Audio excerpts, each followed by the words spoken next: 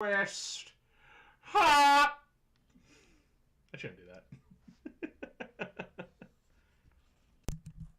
Oh, that's much better. Ooh. Ooh.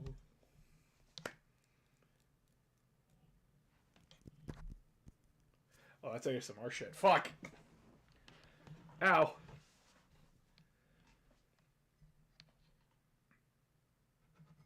Can we hear coffee? Speak. Speak, coffee. Speak to me.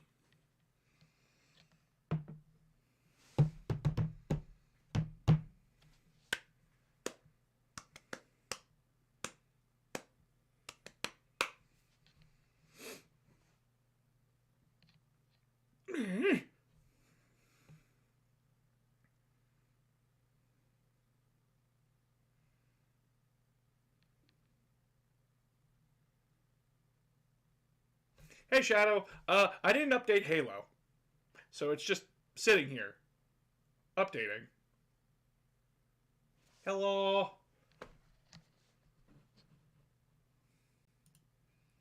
Oh, one of you's on YouTube.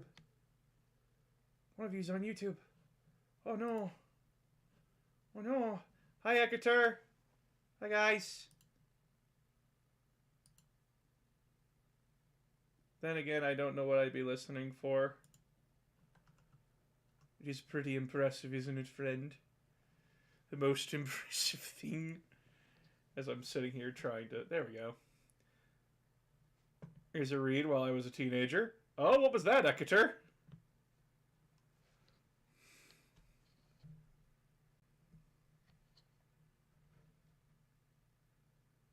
I saw your chaotic vid on TikTok and I got flashbacks of the show.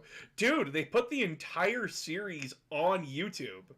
Like, season 1 to 4. Everything. It's not in the best quality, but... it's quality. I vaguely remember it. Halo not updated. It's the Covenant. They're BS again.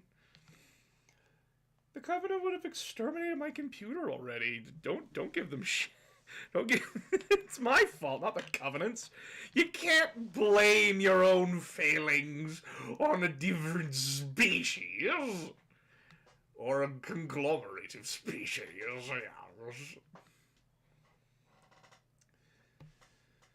So yeah, today I thought we could talk about... What do you mean? You already updated. What? Scusi? Steam, why are you being weird? So it's this machine spirit's fault? Yes. I had to sit there and think for a second. I'm like, yes. Okay, why are you acting...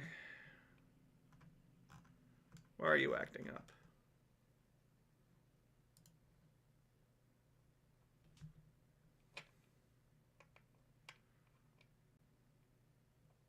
What do you mean you're downloading content?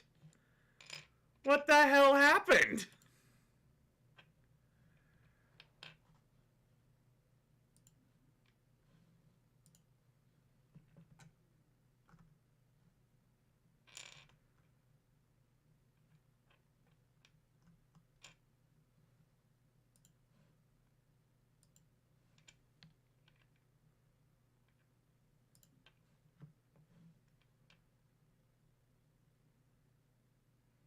Oh. Monkey. What's worse is when you newly buy and download a game on Steam and it requires an update. Ah, yes, I too remember those day one patches. They're quite disturbing, aren't they? Kind of terrible for everything else you want to do with your life. Oh, excuse me.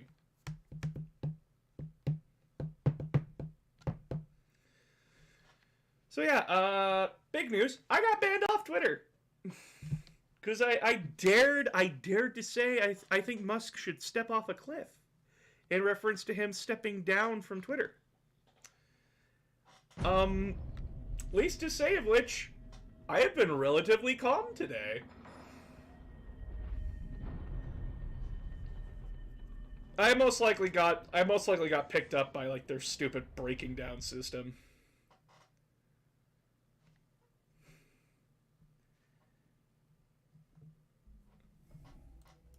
But I have expanded my horizons, gone above and beyond. I literally made a Tumblr.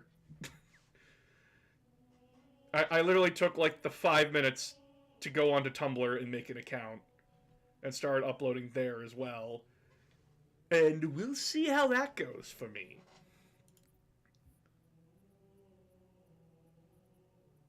Yeah, fuck it, I feel like playing Reach.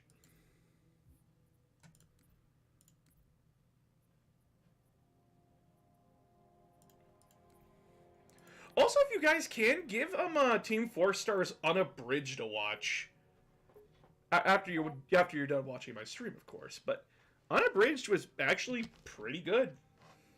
Press B to blow. I'm pressing it, but I'm not blowing. There is no dick to blow, my guy. I wish... Oh, no. What do I do? I'm pressing the B key. Listen up, noble team. We're looking at a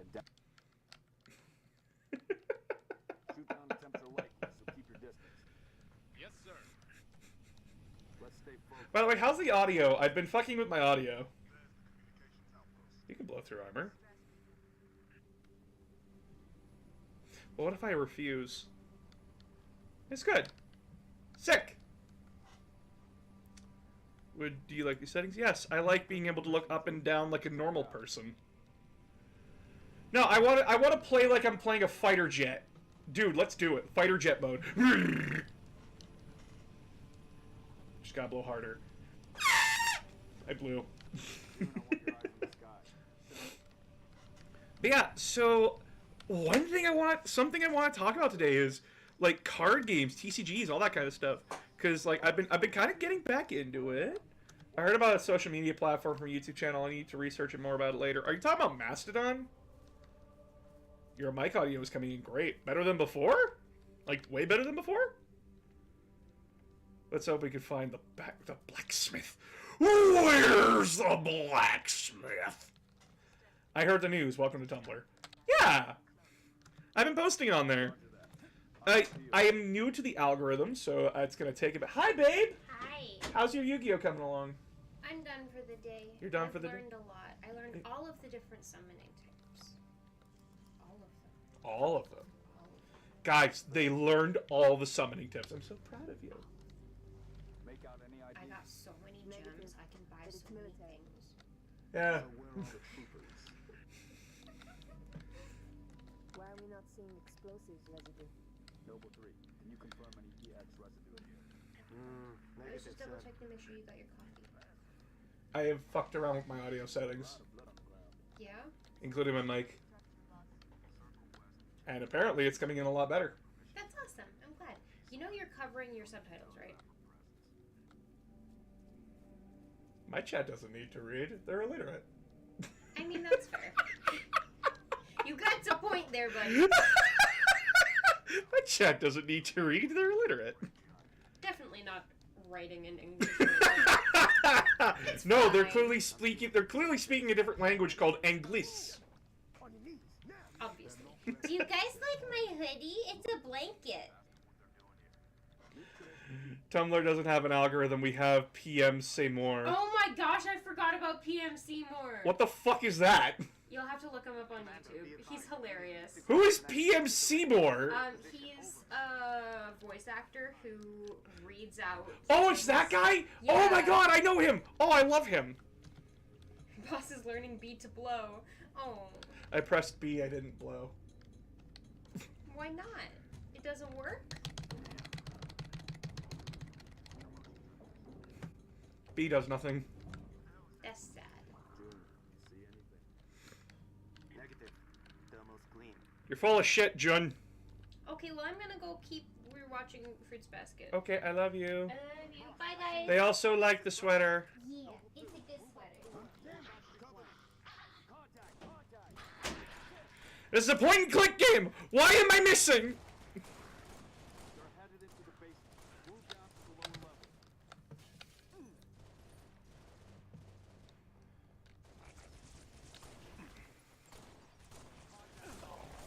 yeah, so something I wanted to talk about, because a lot of people were talking, because like I brought up Chaotic today. I've been rewatching the series, and I'm like, you know, aside from like a few annoying like team 4Kids habits, the show isn't that bad, and the world they created for Chaotic is pretty good. It's a series that goes like, I don't need to explain everything, but I explained what's important. I don't need to explain how they get to the world of Chaotic. I just need to explain the world of Chaotic. Getting there doesn't matter. It's about why you're there and what you want there. And I was wondering, like, why did the card game fail? And it's a mixture of a few things about why the Chaotic TCG failed and why the show was canceled. So, if you're wondering why the show was canceled, it was canceled because of not Team 4-Star, my god. Lanny Bator and Kaiser Neko and Takahata and all of them are fucking gentle giants. I love them all. Anyway. 4Kids, my god. Boss, I'm showing more activity to the east. Lawsuit and 4Kids being stupid. Basically, 4Kids tried to steal, tried to, like, yoink Chaotic from its original creators, and the original creators told them to fuck off. It doesn't help at the same time that 4Kids was being sued by Konami and the Yu-Gi-Oh! Card game company because they weren't getting the money from the TV show that they, as the holders of the license of Yu-Gi-Oh! Rightfully had. So 4Kids was basically running out of money real fast. Commander, I'm seeing more hostile activity. But from there, basically the creator got all the rights back to the cards, the TV show, everything. He's talking about bringing basically bringing it back, not like rebooting it, reviving it. Basically bringing it back and just continuing where it left off.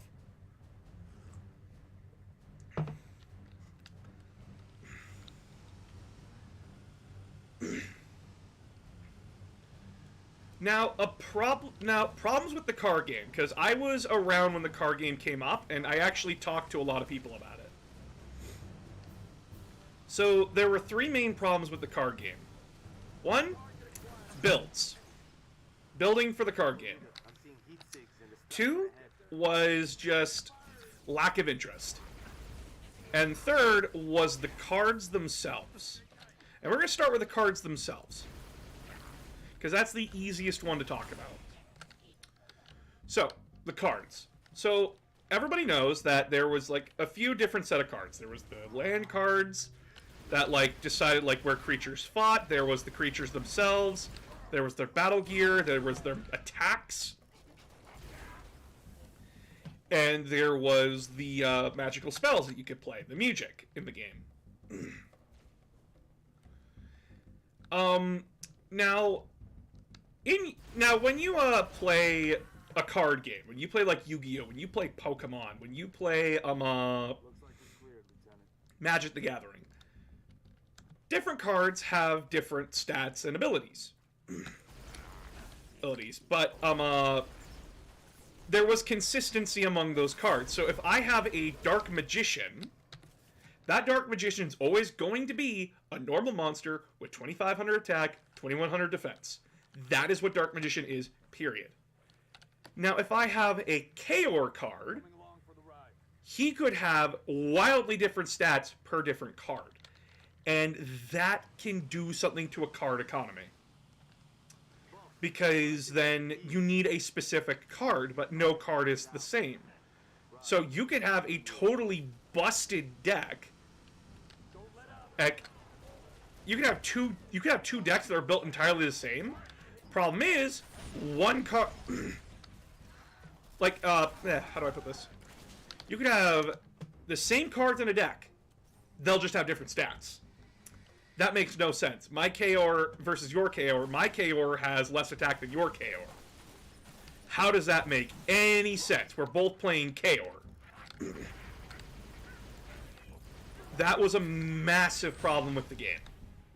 that the game treated... The game wanted your cards to feel unique, which is nice, but when you're trying to make a competitive game, when you're trying to make a game that you want people to play, it doesn't make for good trading, because why would I ever trade a card that is so good for one that's not?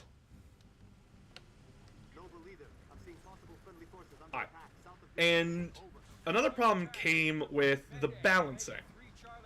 There were just some cards that were way too good, especially when the Marillion Invasion packs came out. Marillion Invasion broke the game in half because the Marillions were just way too powerful. And that's the problem when it comes to, like, any new, like, card game, any new, like, update to any game, is that the new stuff is probably going to power creep. It is very hard to update a game without making it overpowered. Like, XYZ monsters. For a while, they were the most powerful thing in the world. Give me your rifle. But it's different with Chaotic, because the old kids on the block were Yu-Gi-Oh!, were Magic, and were Pokemon. They had their established fan bases. And when Chaotic came in with a brand new, interesting style, you have to try and keep people on top of that style. And that you have to keep diversifying the game. Aim. Yeah, sure, like Magic, Yu-Gi-Oh! And Pokemon, they all have, like, their standard stuff, but they have interesting ways of going about those playstyles. As far as I am aware, and note this is also someone who's only played the card game once, and has, like, tangential relation with it from the show. Like, I've learned how to play from the show, essentially, and even that's not a good way to learn how to play. Just the Yu-Gi-Oh! Effect all over again.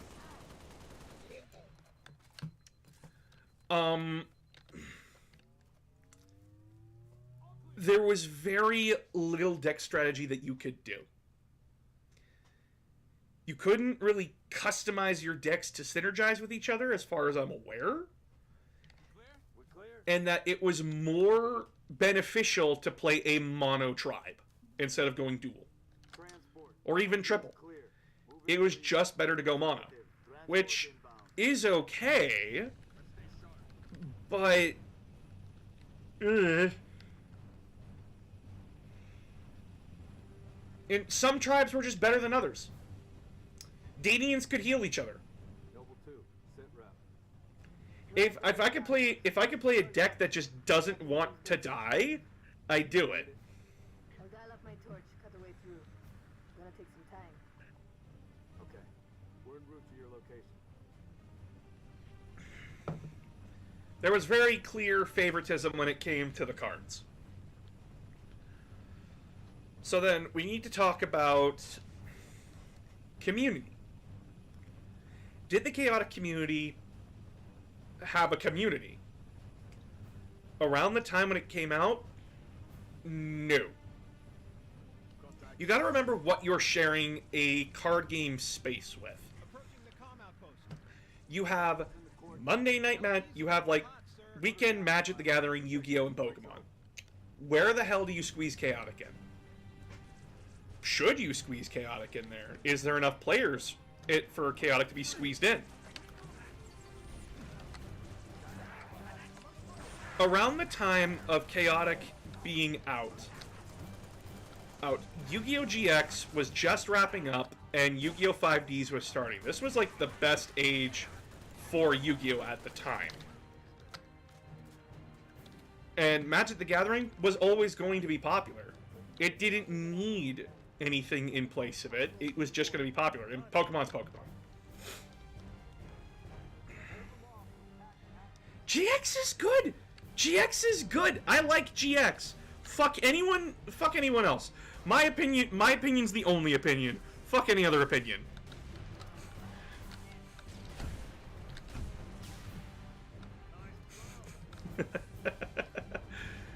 But yeah, it comes down to, were game stores willing to just open up space to a card game that wasn't as popular and take tables away from other games that would most likely need it.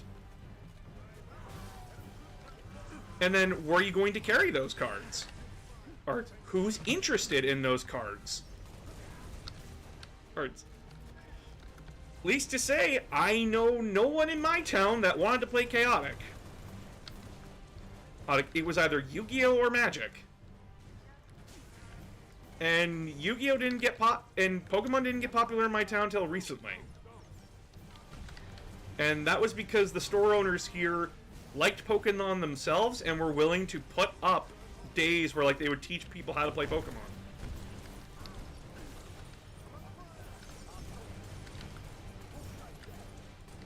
Cat, close the fucking door!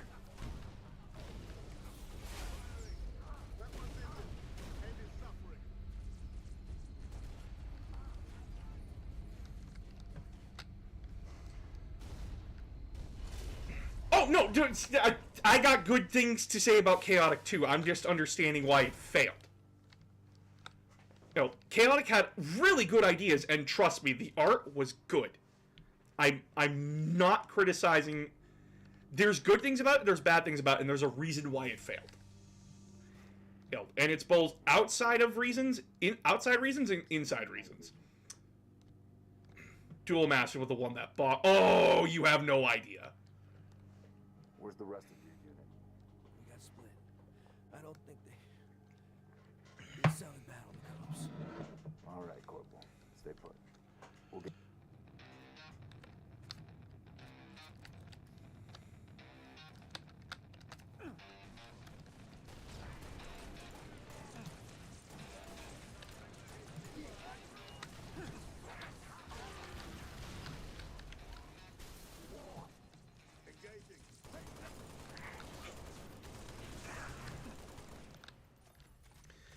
So then it comes back to just the structure of the gameplay and everything.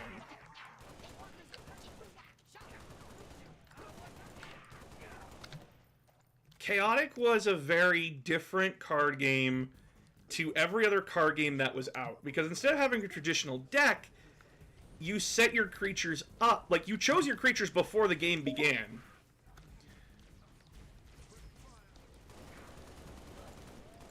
And such.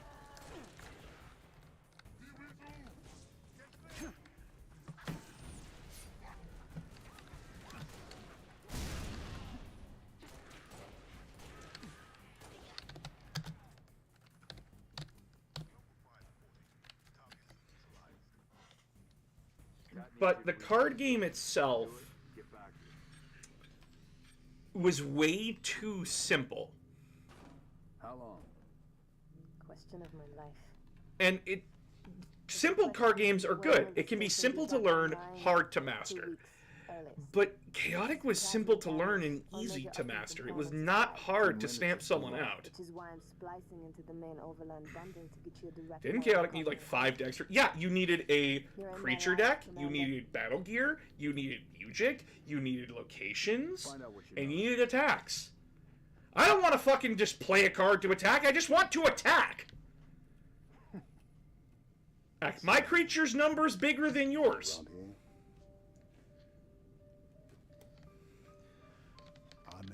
So, with all these things in mind, with a time of it being at a time where Yu-Gi-Oh! Was on top of the world, along with Pokemon and Magic, at a time where, yes, the show was good. The show got 4 seasons. It had viewership. The only reason the show failed was because of the lawsuit. And that is not on the show creator's fault. That is not on the creator's fault. That is on 4Kids. Get her on her feet. The body's But the card game is not the TV show. And the card game failed due to underlying circumstances that it itself could not control, and that it itself could not break into. you are trying to go up against 3 titans and trying to take time away from those other titans so that people want to play your game. And though Chaotic has a very interesting playstyle, has a very interesting idea for a card game, how it went about being a card game was way too simple and way too brain dead in a lot of ways. But if they address the issues with the card game, take time to build themselves a community, i.e. make promotional efforts for it, talk to people, get bigger creators and people in those spaces interested in a card game. Because remember, right now, we're all pissed with Magic. We're all pissed with Yu-Gi-Oh! We're all pissed with Pokemon. We're so tired of the same shit that Chaotic would be a breath of fresh air. Because it's a different card game. And a lot of people are willing to give something new a chance. I make fun of Force of Will and Cardfight Vanguard all the time, but they still exist. I'm amazed that the Digimon card game came back. And is actually doing fine. It's why I had him there unquestionably, but still, like, made fun of it a little bit. Because it's not as big as the other 3. There is something to Chaotic. It has that fascinating grip. It has interesting creatures. It has an interesting art style to it. An interesting world of creatures and ideas. Magic is literally just music. That is so cool. Well, that is a very cool concept. And that, like, certain creatures have access to it, some don't. The idea of how the game works, like the battlefield and everything, that you have teams of creatures working together to win a battle. That makes sense. I would like my creatures to work together. I would like to have that synergy. And having the board set up in a triangular formation is that's pretty interesting. Along with the fact that each creature is now an individual. My Tangoth Toborn, my Kaor, my Bodil, all of them are unique. There's more personality to it. You find your favorite cards easier. Because you can build strategies around them. Sure, they're pretty basic strategies, but hey, I don't need to build my deck as an overworld deck. I can build it as a Tangoth Toborn deck. Focused on supporting Tangoth.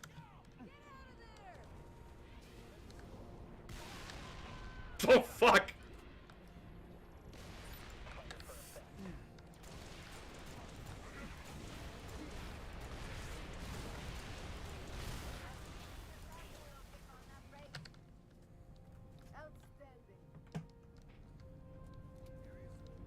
Oh, they're fucking dead.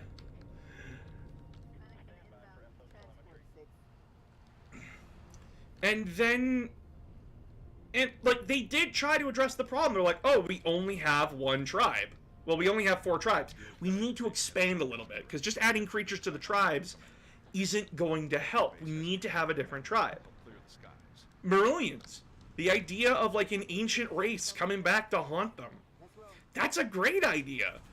It adds to the lore of your game. It gives you more creatures to play with. With a lot more interesting stuff. But then the power creep comes in because you gotta make Marillions interesting because you made the other 4 playstyles basically like Mepedians really like flanking and really like surrounding people. Damians really like just working as a cohesive hive.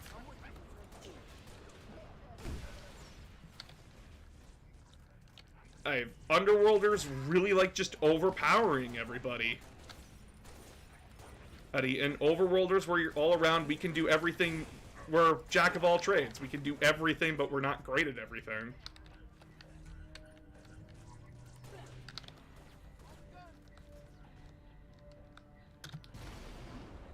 They were good that way.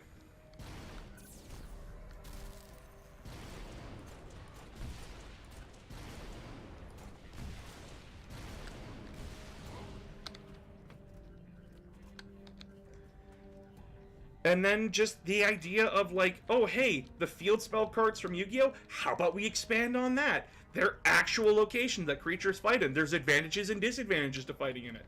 So you can build your deck to have an advantage in fighting in certain locations. Or the tribe you choose. Like, it's more beneficial to have underworld locations for an underworld deck. But you could throw your opponent off by adding in different locations that surprisingly don't benefit either of you, but you build around that strategy. Actually, that like, oh yeah, if I go to like Iron Pillar, all battle gear doesn't work. Cool, I don't have battle gear. I don't give a shit. But you do.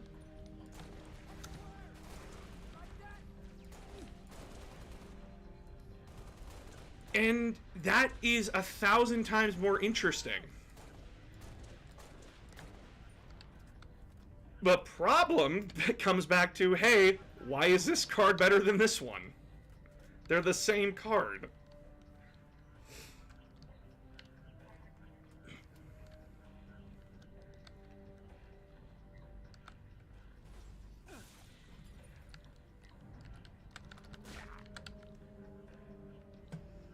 And that can be a problem. Magic and Yu-Gi-Oh! And Pokemon succeeded because their cards not only are consistent, not only are interesting and create very interesting play styles, but all their cards were the same. I'm always going to find a Dark Magician that's the same stats as the other Dark Magician, and I'm always going to find cards that are worth to trade.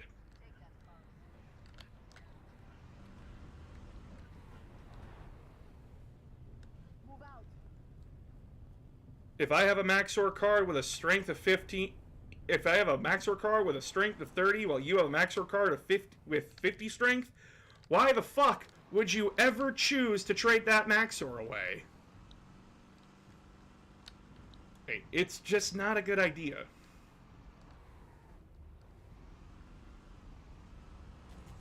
Just like with Magic, you need consistent cards.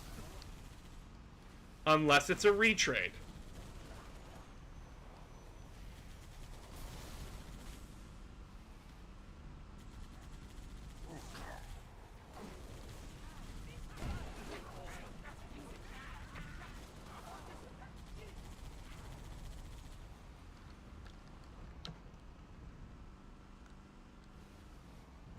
My primate initiated a battle as it fell off a cliff.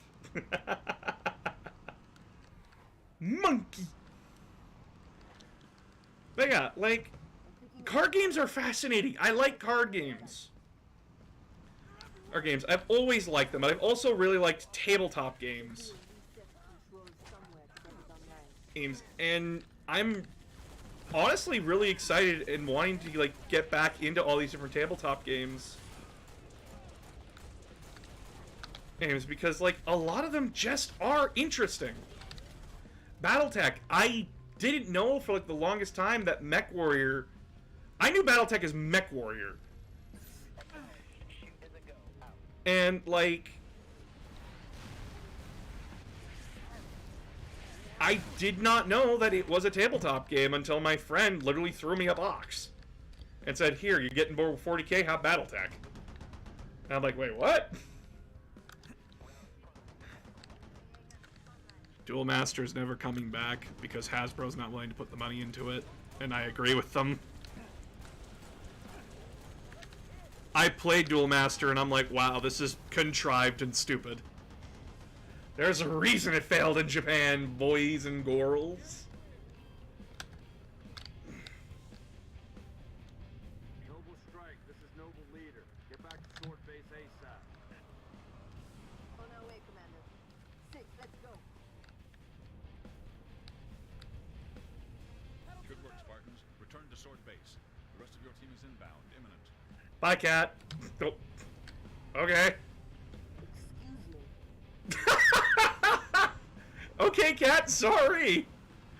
I'll let you sit in the shotgun. Don't worry. Noble, be advised. Whee! Cat, 6. Get I like the concept of a way to break a card game and make the other player rage quit. And that's your prerogative.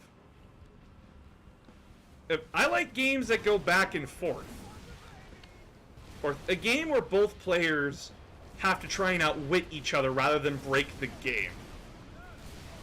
It's impressive when you break a game, but after you like break a game and do it like once or twice, it becomes boring.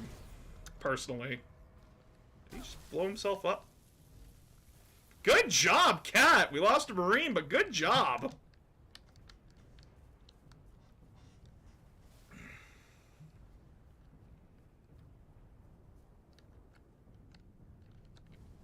I assume Wygo is YouTube. Yee. If boss doesn't like Duel Master, I think he hate Vanguard. How do I put this? I played Duel Master, and I have the original Game Boy game too. And to explain that game is that you have to like kill your own deck to play cards. And that you don't have like life, you have shields, and if you lose all your shields and get smacked in the face, you lose, but like once you lose the momentum of a match, it's just you're fucked. Like there's no way to recover at all, and that is bad. A good card game should be able to get, like, you should be able to figure something out. But with Duel Master, you could never figure out a way how to come back. If someone had the momentum, you were fucked.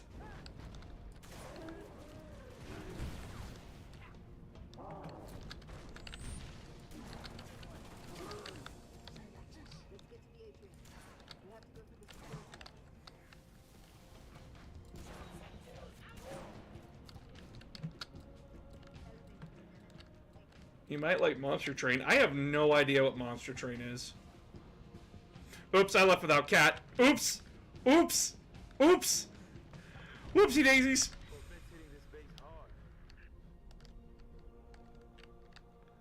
Where's our overall support? Gotta be 4 Mac platforms that could take it out with a single Mac round.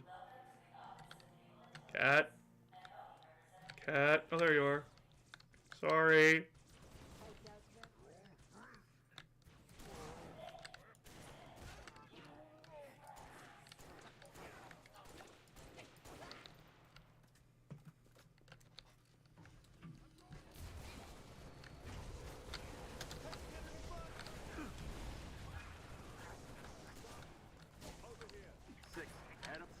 Assist the meal.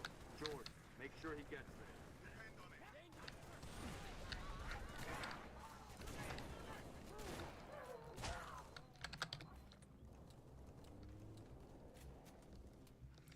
Monster Train is a deck builder game of 5 different tribes. You need to pick 2 to start a run and basically unfreeze hell. That doesn't sound very interesting to me. I'm sorry.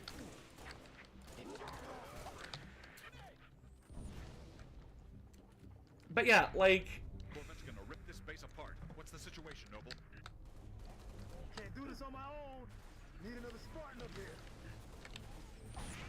6, get to the top floor and assist the meal. How do I put this? Oh, it's Bob. Hi, Bob. I'm gonna kill you. Bob down. Let's do this.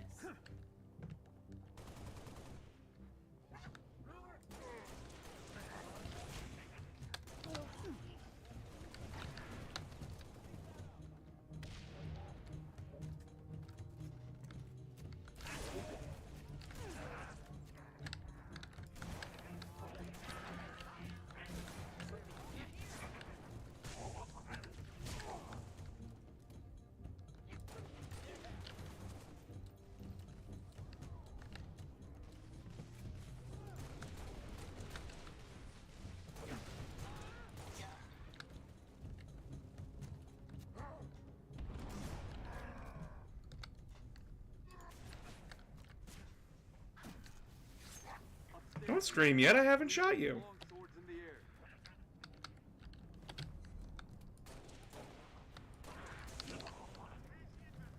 I like card games where I have to interact with my opponent more often than I have to interact with myself. And, like, I don't like games where, like, I have to, like, hinder my opponent to, like... How do I put this? I don't like building, I like playing. If that makes sense.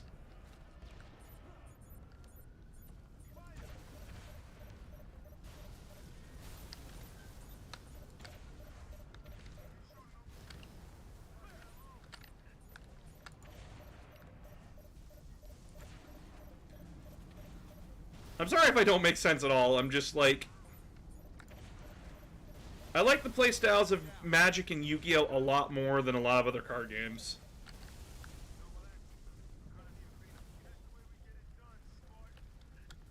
Noble team, longswords are inbound and ready to push.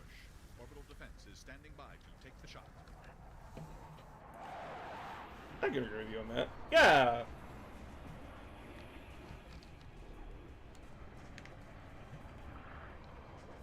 One game that I was really sad to see just not do well was the Halo Fleet Battle and the Halo tabletop games. I was sad those didn't work out.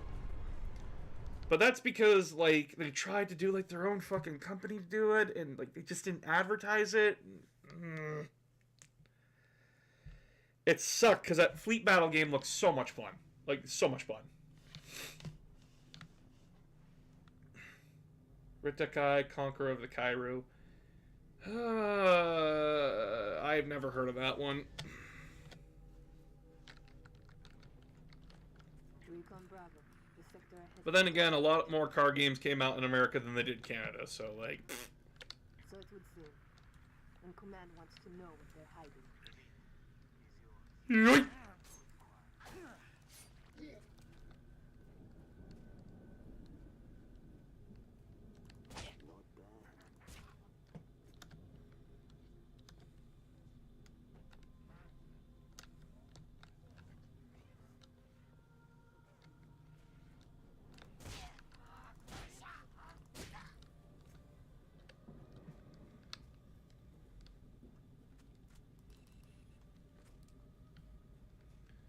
But yeah, like, something that I really, really want is a Fleet Battle tabletop game.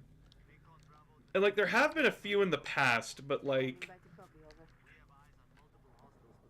none of them worked out, and it sucks. Too small. You're not in the dark zone yet. Engage at your own discretion, but keep moving. You heard us, Six. Drop those tangos.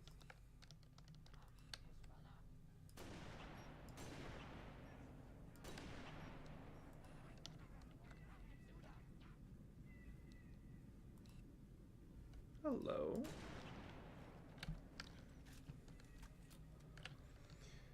If I played the real chaotic card game, I would get confused on its gameplay quickly. Pretty much.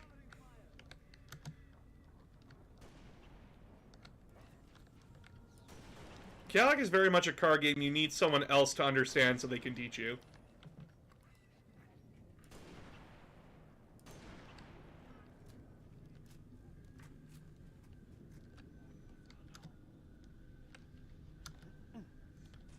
Essentially, though, Chaotic's gameplay style comes down to be the last man standing.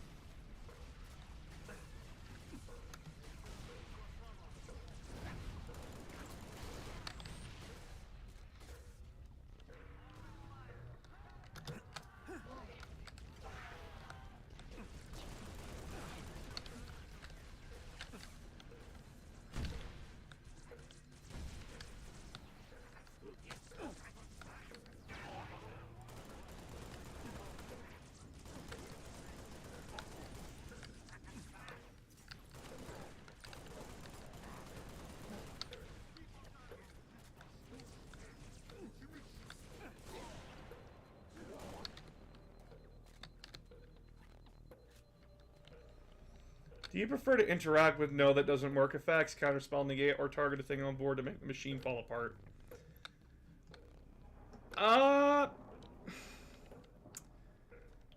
So, to understand me, my playstyle, whenever I play a card game, I always try to find decks that, like, I risk it all kind of a thing. Like, I go all in, or I don't go in at all. Well, you guys seen about how I've played Yu-Gi-Oh, but in Magic the Gathering, I play Dredge. I really like Dredge. And if you guys don't know what Dredge is, because I understand that my audience is varied and not all of you are card game savvy, Dredge decks basically, every card has a Dredge, any card that has Dredge on it, it usually has a number beside it. So like Dredge 2, Dredge 3, Dredge 4, Dredge 5.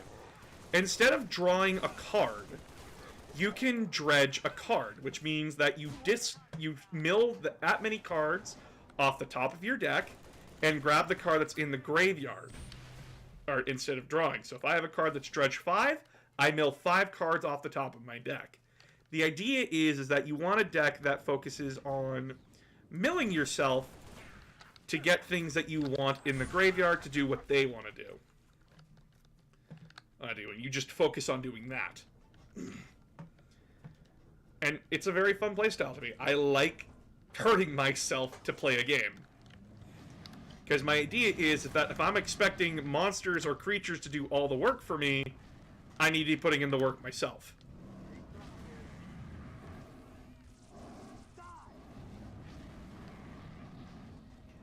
If that makes sense to you guys.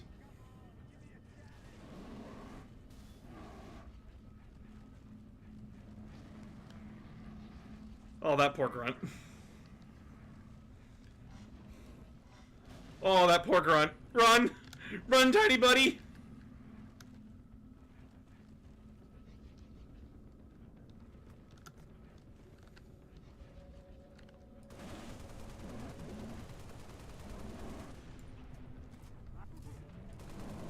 Don't touch me!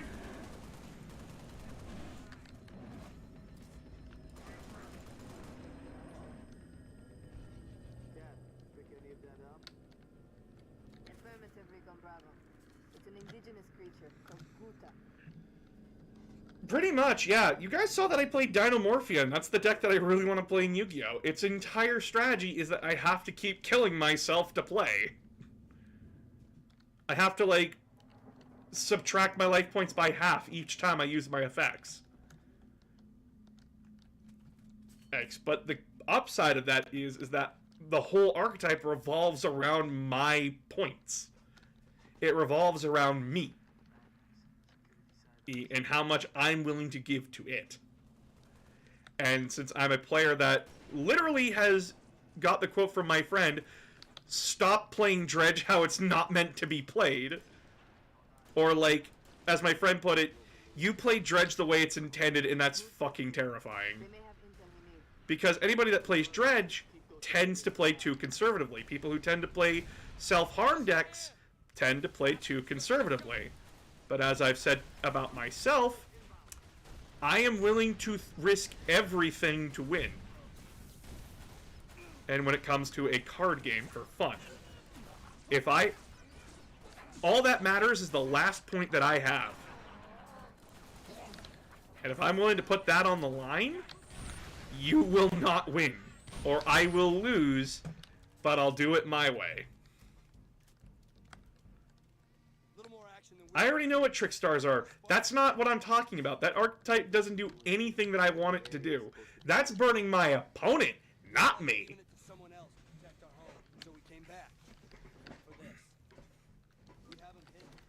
And trick stars aren't even that powerful anymore. What, you gonna arrest me? No, gonna steal it back.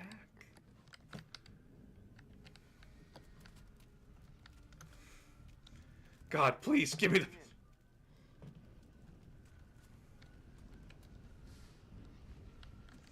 God, I am fighting just with, like, redneck hippie hillbillies from the Beverly Hills.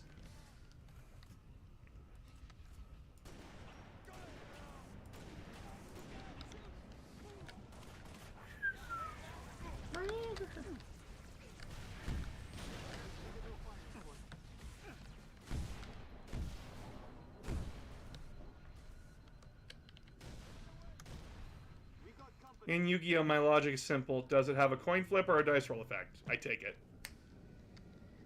That's what's fun about Yu-Gi-Oh! To me, is that it has that wide variety of effects that you can use. Because I want to play a luck deck. Here's a bunch of cards that are focused around rolling dice. Sick.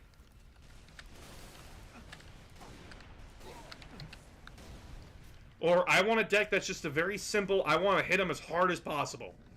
Here you go. Or So Cute Mob.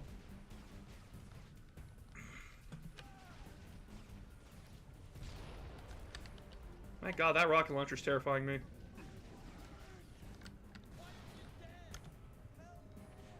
Hell yeah!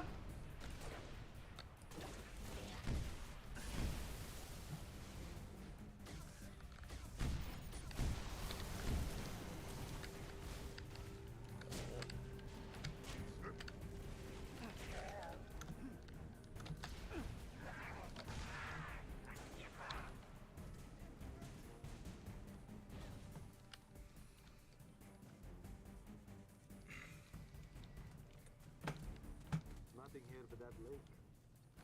Road leads to a hydroelectric plant. Gate doesn't work.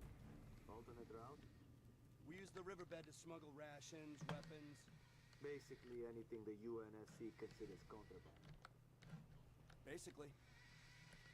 Show us. Well, we lost a guy, and I blame the rocket launcher for it. Did you give him the rocket launcher? I trusted him with it, and he blew it. I don't play Magic. I play Yu-Gi-Oh! But yeah, I know nothing about Card Fight Vanguard. Everybody I asked about it laughed at me when I asked about it. Well, they laughed about it, not at me. But basically, like, their entire thing was, it's boring, it has like a very small community, maybe of passionate people, but like, it's just a bad card game. Our game, all that kind of stuff, so like, there's not much I can do about it. Literally, someone asked me today, like, what do I think about it? And I'm like, I don't know, and I don't care. And I don't know if that, like, offended them.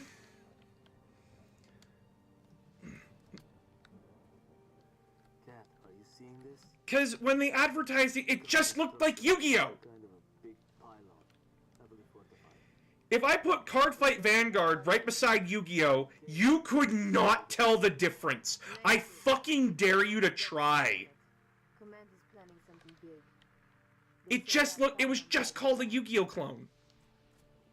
And I bet it's not. I really bet it's not. We're gonna clear the area, then I'm But, gonna fuck.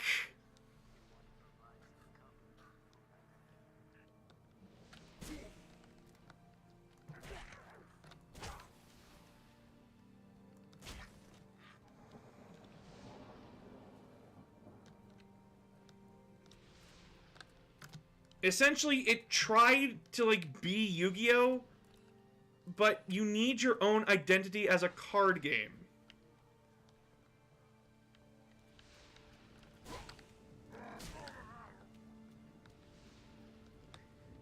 And if you don't have your own identity, and reasons why people should play you, then it's not going to work out. Now, I bet Vanguard has its community. If it didn't, people wouldn't be asking me. But also, there's no reason for me to go find it and play it. Because out of 100 people that play Yu-Gi-Oh!, there's one person that plays Vanguard. Out of the 3,000 people that play Magic, there is 0.5% that play a Card Fight Vanguard. And even then, they play it passively. I.e., they'll play it if someone else has it and asks. Need to find a safe position. They won't die. All right. all clear, 6. It's gonna take a minute. Keep your And I don't know how these card games are staying alive these days. And, like, I don't mean to sound like a dick, but a lot of these card games are just kind of irrelevant to the conversation.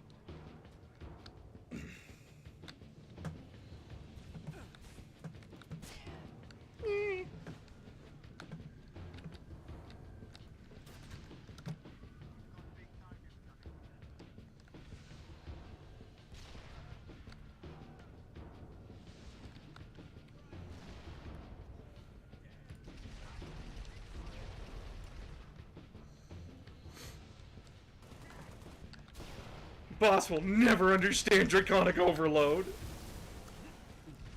Oh, no, I understand it. I just don't care. Cardfight Vanguard got me killed. I blame Cardfight Vanguard for my problems and my failures.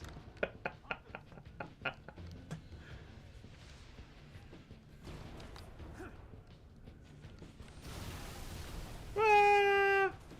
Oh my god, that girl lived? What?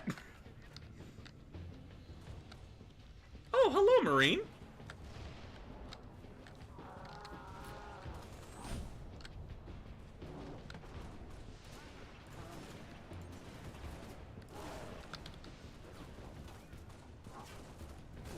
Oh, he's pissed.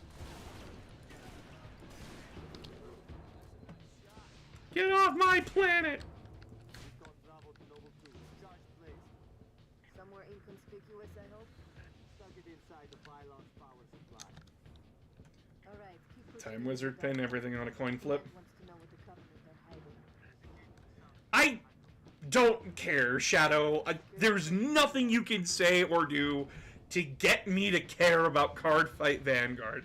It's not sold where I am. I can't find it anywhere that can sell it for cheap. And I'm glad that you have a card game. Okay, got him. Unlock it. No, I know nothing about Flesh and Blood. I'm an idiot. To the dark zone now. Understood. Phantom. A little too close for comfort. I know nothing. What do I know? I'm just a fool. A fool who plays elemental heroes.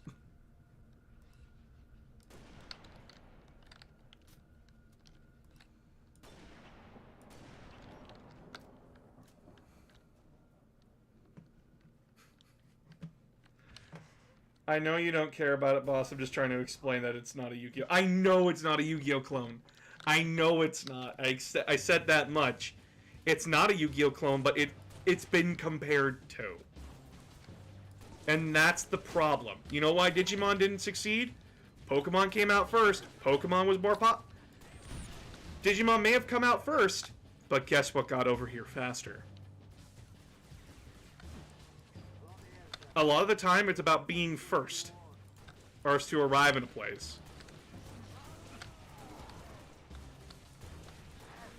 And Cardfight Vanguard looked like its anime looked like Yu-Gi-Oh! Its cards looked like Yu-Gi-Oh! Cards to the general population. And that's what it was compared to. It doesn't help that anybody tried to advertise the game said it was the Yu-Gi-Oh! Killer. So, just like how 40K's Fire Warrior said it was going to be the Halo Killer. No, it really wasn't.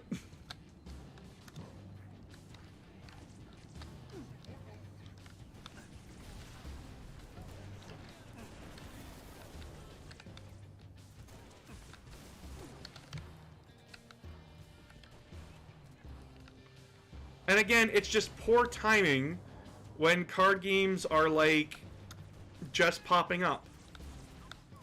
I've noticed a trend that card games tend to pop up when Yu-Gi-Oh!, Pokemon, and Magic the Gathering are like having a resurgence in popularity.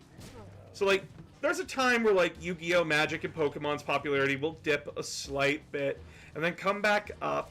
New people will join in the game. And because of like a new release, brand new anime's ending, that kind of thing. And, like a ton of people got into the Pokemon card game after Ash came second in the Pokemon X and Y League. 2 years later, they fade. It's the 2-year effect. They show up, they have maybe 2 or 3 sets, and then they die out because everyone gets bored because it's not Magic, it's not Yu-Gi-Oh!, it's not Pokemon. We decry Yu-Gi-Oh! All the time. We decry Magic the Gathering all the time. Pokemon, I don't know how the complaining goes in that game, but it still happens. Strike force. It's an invading army. But the replayability of Pokemon, Magic, and Yu-Gi-Oh! Is always there. There's always new decks to try out against the old decks.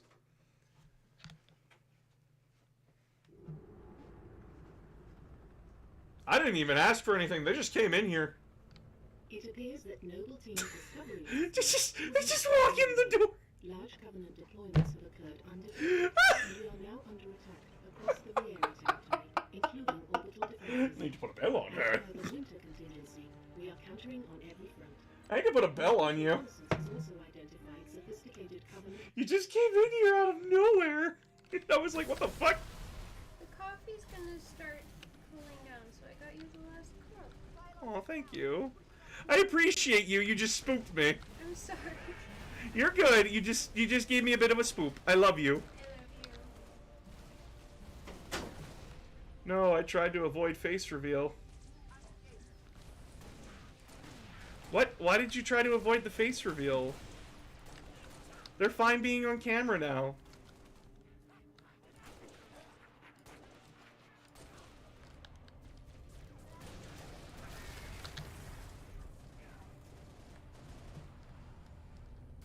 Cat, be advised. Tony has ID'd 2 hostile anti-aircraft guns southwest of your location. Woo!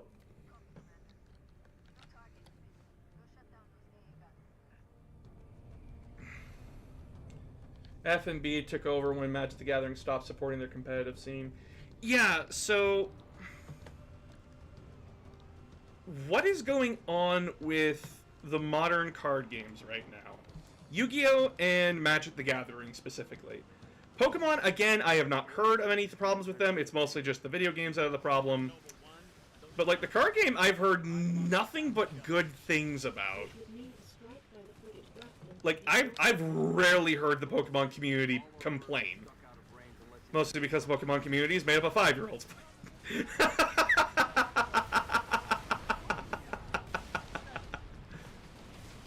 I kid. I really do. I'm sorry if you like Pokemon card game. I'm a dick. Anyway. So what's going on with Magic? What's going on with Yu-Gi-Oh? Well, I can explain the Yu-Gi-Oh one very quickly. Yu-Gi-Oh is back to power creep again. We have a deck that's at tier 0. And if you don't know what a tier is, God help you. Basically, it is a deck that everybody in the competitive scene is playing. It's boring to watch competitive because it's the same fucking deck over and over and over again, and it's based on a mill strategy.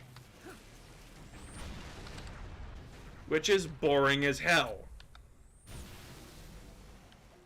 Oh, watching someone mill someone else out over and over and over and over and over and over again. That's fair.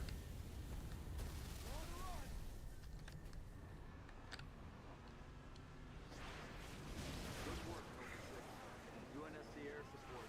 Skies are clear. Copy 2 Lima 4, bombing run, heading 224.6, permission granted, out.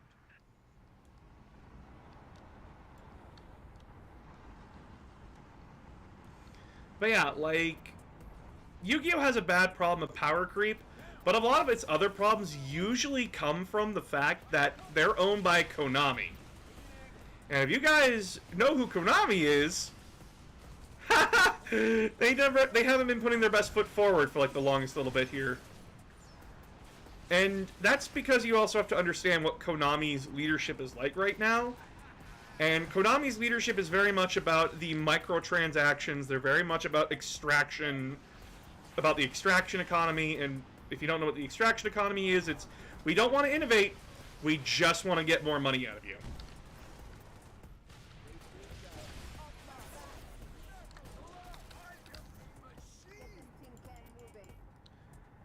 And that's been very problematic for them. And usually anything bad that happens to, like, anything bad that Konami does usually just gets Yu-Gi-Oh hit at the end of the day. So then, what about Magic the Gathering right now? Magic has witnessed a drop in players due to a few things. Now, this isn't enough to kill the game. The game is still going to be popular and around. But it's the small things that are beginning to add up for a very disgruntled player base. What's adding up is Hasbro's greed. when it comes to Magic the Gathering, D&D, and all that stuff. Notice that that Magic cards are now printed on cheaper material. They bend a lot easier. They're a lot less. They're not as safe to carry around in binders, and that can do a lot of damage to a card economy. In a card game, you need to be able to have cards that are desirable, that are tradable. Some cards are always just going to be better than others. It's just the way of the game. And that's how it's always going to be in a card game.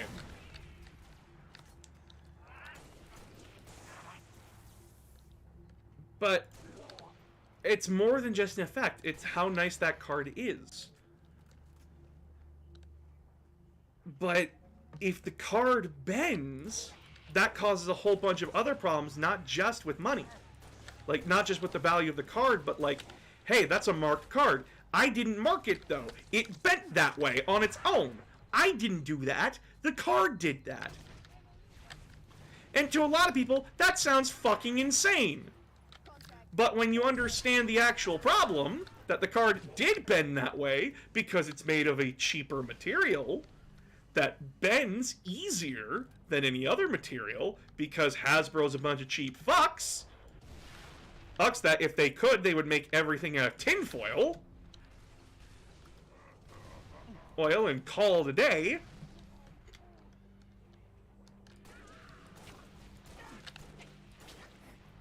But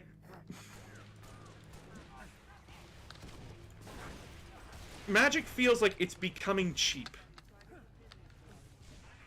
And though we would like the cards to also be cheaper, because you intrinsically made the cards cheaper, their price should go down because they are made of a cheaper material, you find that no, the prices go up or they stay the same, even though they are now not losing money on that.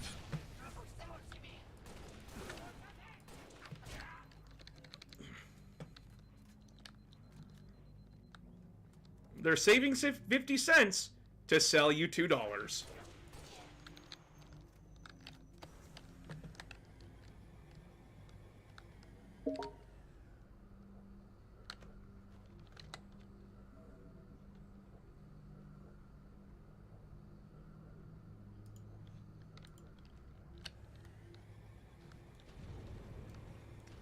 Yeah, not the good cheap. There's good cheap and there's not the good cheap. Hasbro chose the not good one. And then there's the fact of... I'm very hesitant to blame Wizards of the Coast because they're just doing what they're told. And a lot of people are really just blaming Wizards when they really should just be going after Hasbro. Hasbro's the one that makes the decisions. Hasbro's the one that owns the factories. They own Wizards of the Coast. They tell Wizards what they want to see. Not the other way around. If Hasbro wants a new card set out, they're going to demand a new card set. Yes, Wizards does have a say about what that card set's going to be, but when Big Daddy upstairs wants that new card set, they're going to get the new card set. And they're going to demand it built in a way that they want it built. They want it built cheaply. They want a new set.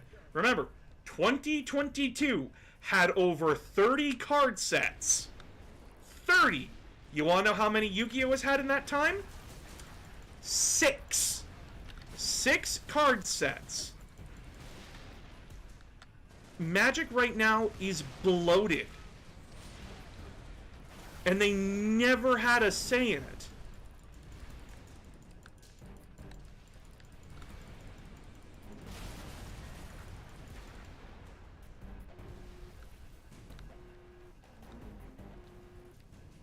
And at the end of the day, yes, a company does have to make money. Do not get me wrong. People have to make money to keep the lights on, to put food on the table. But there's a good way of making money and a bad way of making money, and Hasbro has chosen the bad way. They want to make shit cheaper, but they don't want to lower the price. They want to keep putting out cards, not realizing that it's going to inflate the market and that people are going to stop playing Magic the fucking Gathering if they keep doing it this way. People haven't stopped yet, but people are getting fed up.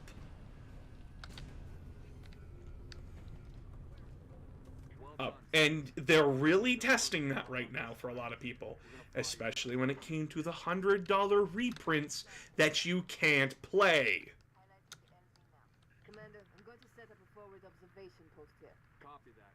I'm waiting on new intel. What's the point in reprinting cards if you can't play them?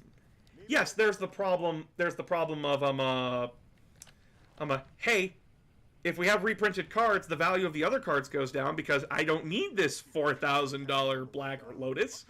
There's a Black Lotus right there. Oh wait, no, I can't play with those Black Lotus cards because it says I can't. What the fuck was the point? It'll kill the secondary investor market. Yes, yes. They're following in the steps of the Disney parks. Yes! And we all know how much people love that. It's made Disney so much money. I'm joking. No, it hasn't. Disney actually loses money on their theme parks. Did you know that?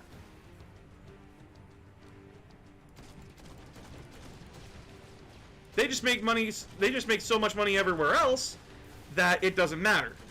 They can just keep funneling money into the theme parks, even though they don't make a profit off of it. And if you're wondering why they don't make a profit off of it, just mechanical problems constantly. It's an ever-moving theme park. Parts are going to break. Like, that's just how it is. Along with paying staff, all this different stuff. Disney merch is powerful. You're going to proxy Black Lotus, you're not going to pay $100 for it. Very much, yeah. Intel suggests these spires may be projecting electromagnetic filtering shields. Affirmative, sir. Here we go. We just lost all power. We're going down. Up your armor, Spartan! I don't know, is this making sense to you guys? I feel like I'm talking, but like I'm saying nothing at the end of the day.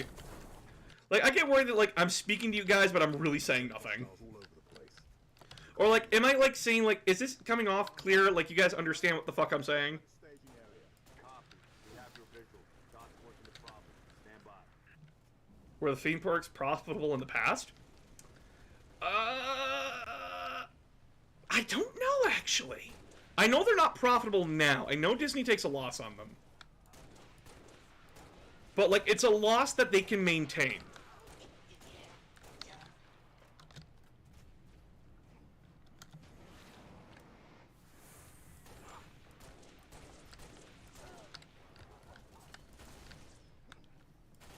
And no, that's not saying, like, the Disney theme parks are bad. Like, they're popular. It's just that the amount of, like... It's just the amount of repairs, the people that have to pay to repair it, the parts they have to get, especially if they're, like, old specific parts. It's why you see rides get changed out all the time. It's because they don't have the parts for it anymore. Or so they need to change it. Or that ride just not getting enough tickets anymore that is reasonable within the loss limit.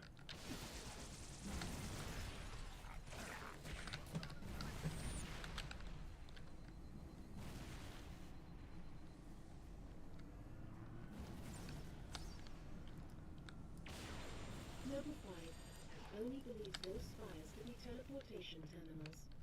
Teleporters? Link to what? Hello? Station ready to kill that spire. But first, we need to power down its shield.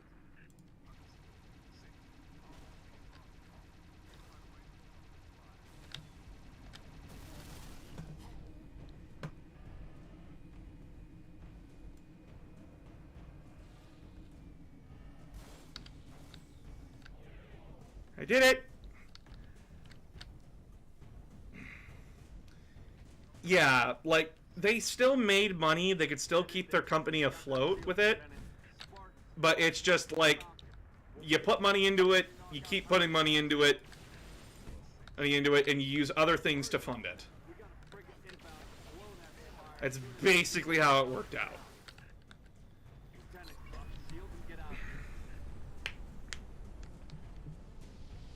Oh, yeah, Small World works at this point because of fucking voodoo. Voodoo and child slavery, dude. You cannot convince me those robots are not actual children. That Family Guy episode has me fucking paranoid, dude. Spire 1 is green and you're free to engage. It covers expenses, but when it's no longer new, it's no longer as profitable. Be advised, all ground units. Frigate 3 They will not run any maintenance. is inbound, and Mac Oh, I thought they did run maintenance. My bad. I'll look into it further, but anyway. It's with card games at the end of the day, it's just like, what are you bringing to the table that the other three do not? Magic, Pokemon, and Yu-Gi-Oh! Really have a stranglehold because they're comfortable. People know it, they understand it, they get it. Yu-Gi-Oh! Has been on the public conscience since it came out. No one calls Magic, Magic. No one in the common mainstream, especially parents, don't call Magic the Gathering Magic the Gathering. They call it the Yu-Gi-Ohs. Yu-Gi-Oh! Is so entrenched in your fucking brain. Or they call it the Pokemon. Oh, he went to go play Pokemon. Even though you know your 13-year-old went to go play fucking Magic the Gathering at your local arts tournament. Alright, you're just a fucking adult. You're just a fucking old parent.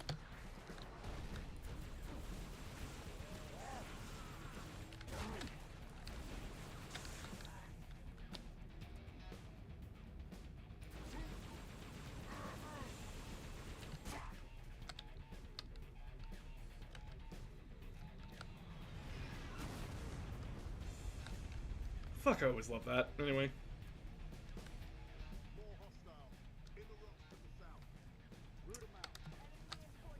And there are things about, like, the card games that do fail that people did find fun. It's just that they don't know how to keep them fresh. And that, like, they don't know what to do to make it different. Yu-Gi-Oh! Saw a spike in popularity because of the death of its creator, Kazuki Takahashi. Because that man died a hero. And that does something to a game, and people who hadn't been in the game forever, or, like, never were interested in the game, found out about what happened to Takahashi, and were like, oh no. And then the thoughts of, I want to save my childhood come in.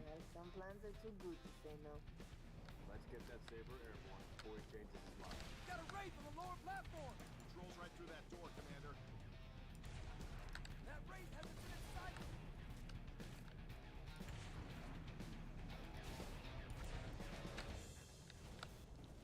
Wraith down. I'm clear. Whoa.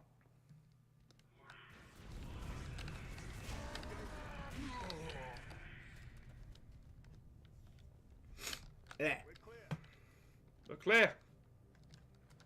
Yes, George, we are very clear. Clear as glass. Crystal clear, you could say.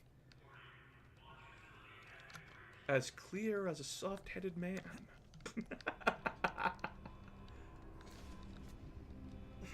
But yeah, like...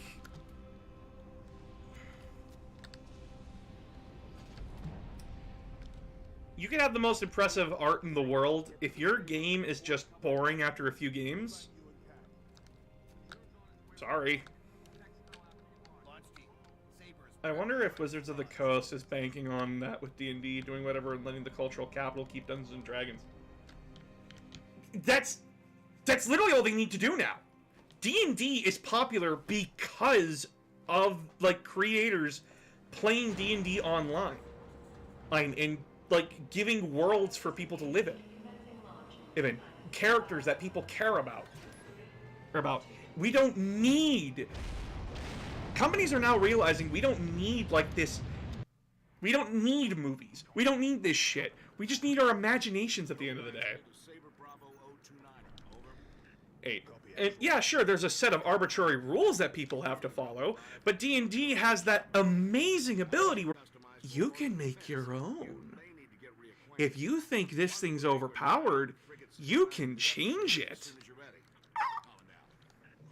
man, it's like it's up to the DM's discretion. It's like it's up to the players and the DM to tell a story together. Oh. Oh. My God. You have to put in effort?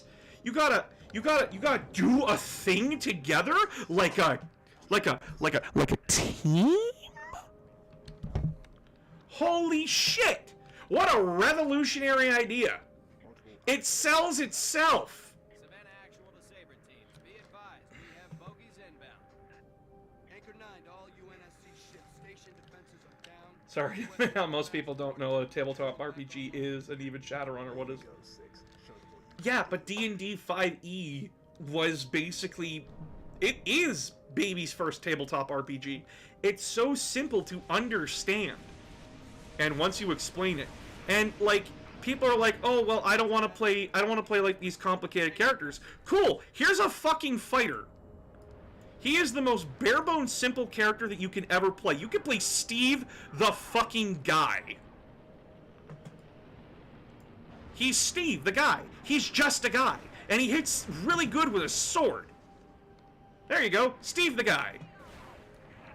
Right. Or you could do what I did. Build a Warforged Paladin of Glory with the fucking personality of Escanor. Escanor and a voice like this. Yes. You can do whatever the hell you want. You just need to talk to your DM and your party. Artie, it's why we get pissy at people who try to make it all about them. Because that's not what D&D is about. It's about doing things together, working as a team, and making connections, building a story together. Your characters might not get along, but that's the fun of it. They're your characters. They're your original OC, do not steal. They're your DeviantArt characters, guys! I just ruined D&D for a lot of you. They're your DeviantArt characters, guys. And from there, if people are interested in other RPG systems like Pathfinder or Halo's RPG or 40K's RPG or Monster of the Week, so on and so forth, cool, they've expanded. Or it's fine if they stay with Magic. Anchor 9er to all craft in the vicinity. Be advised we show a large attack force inbound. Combat Air Patrol and Saber teams are directed to engage and defend the station. Is there any place the Covenant isn't? D&D is not complicated. It's as complicated as you want it to be. Clear the lane, we'll light 'em up. You can choose to understand the world that D&D has set up, or you could do the next best thing and just pay attention to the plot that you're currently in and have some subtextual knowledge, but not the overall knowledge. You know, like people in the world have about their world. You know about the gods, but you don't know about specific ones. I can tell you that Islam worships a different version of God. Odd than, like, fucking... I can tell you right now that Islam worships in a different way, but Islam, the Jewish faith, and the Christian faith all technically serve the same God. Like, worship and serve him. And it's just like, cool. Well, it's like, it's a world. And that you can choose to be as proactive in that world as you want to be.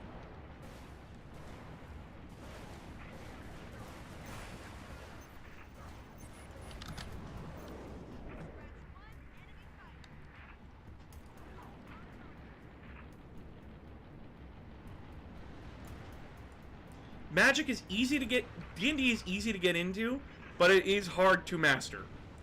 I am not going to throw a newbie a wizard, unless they specifically ask me to.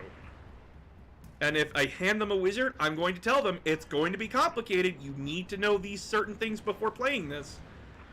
And you need to prepare every day in-game. And if they're fine with it, they're fine with it. If that intimidates them, that intimidates them. But you need to be honest about it with them.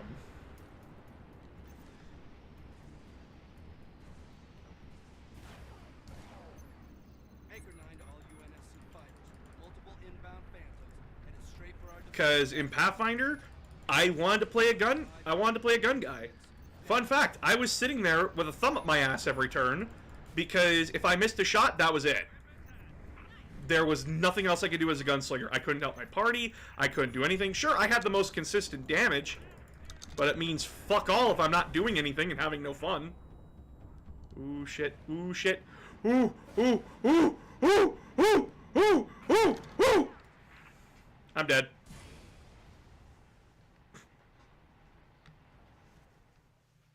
Boss should strike. I cannot convince my friends to do that.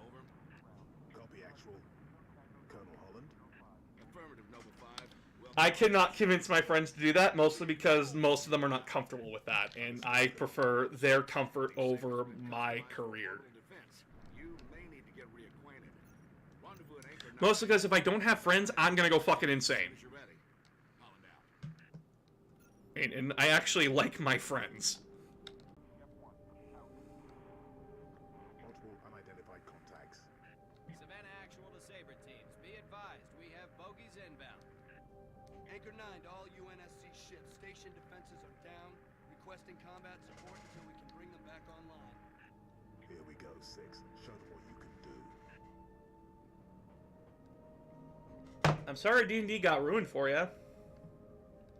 Screen just glitched like crazy. Yeah, sorry about that. I have no idea what happened there. Batteries are at 56%. Hang in there, Saber teams. I'm sorry D&D got ruined for you, though.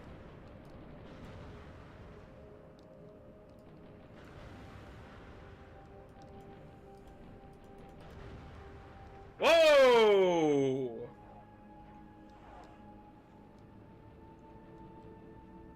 I asked for a wizard. The DM said no. That's not a DM.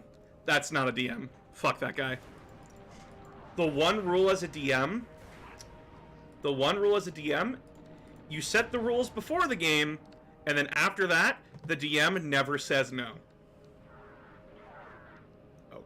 Unless it breaks the core rule that the table has set, the DM never says no. The DM should never tell a player what to do unless it is a specific thing inside the game that is forcing that DM to do it. Like a creature that dominates person people. The DM is forced to do that because that's what the creature does. Signatures detected. Fighter class. Heads up, Sabers.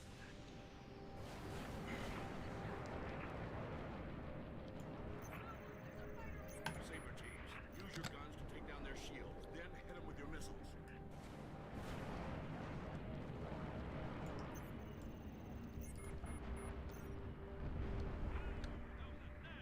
Defensive batteries at 79%. Buy us another minute, Saber teams.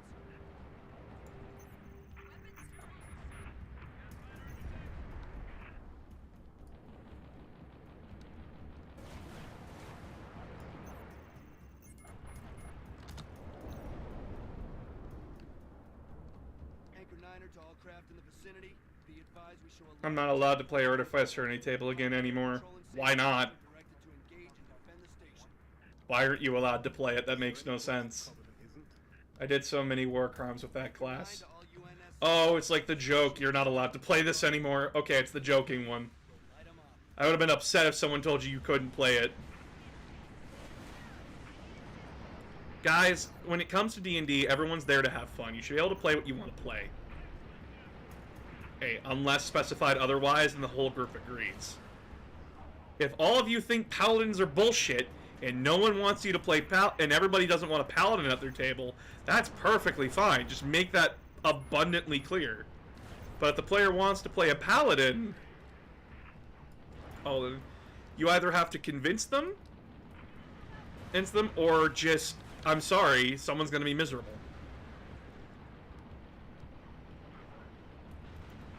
If my group says this class is banned, I look at that class, see if it's something that I would have really wanted to play, and then I ask them about why it's banned and if we can fix it.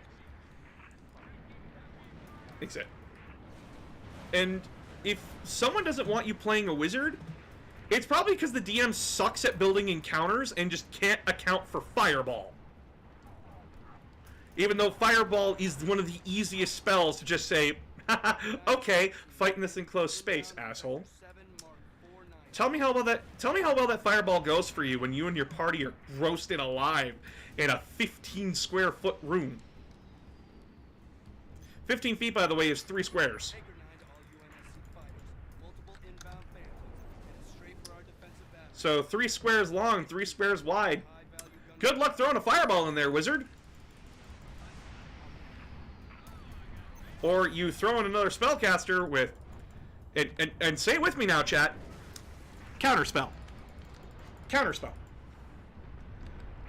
Counterspell is a DM's greatest way to make an encounter harder.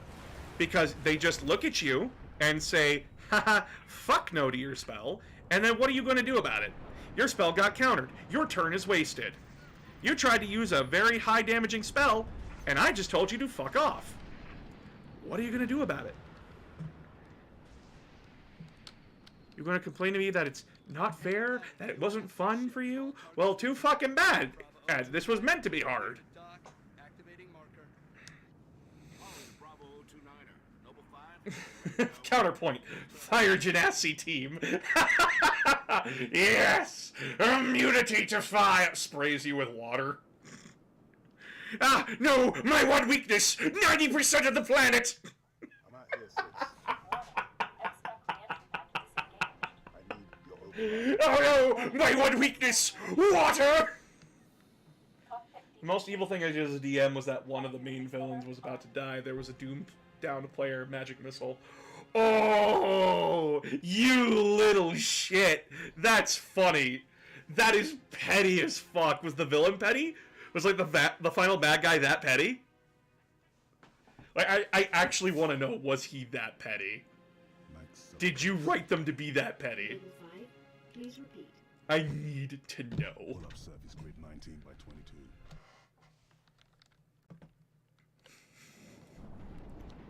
God, I want to know if they're that petty, because that's like the pettiest thing a villain can do in their final moments, and that's just fucking funny to me.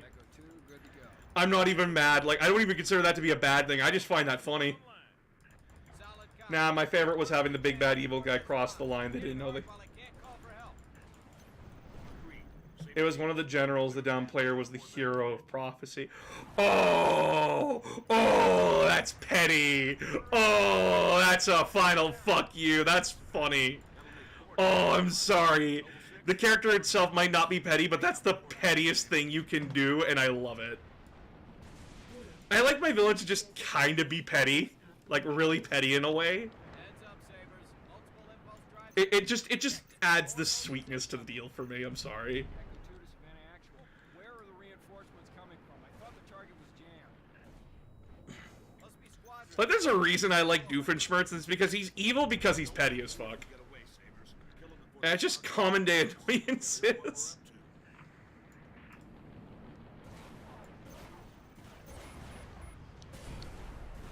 Shit. What the hell is hitting me? Oh, I had a seraph on my tail. Okay.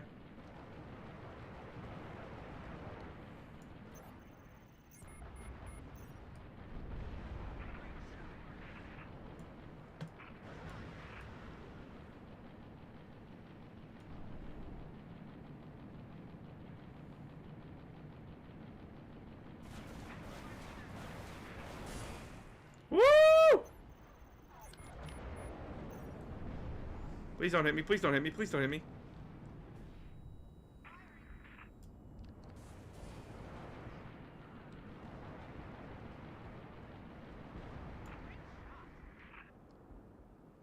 Nice cock. Analyze all available data on that Corvette. They were using the Soul Grinder from the Tomb of Annihilation too, so no revives allowed. Oh, dude! Petty! Awesome! Did they have fun?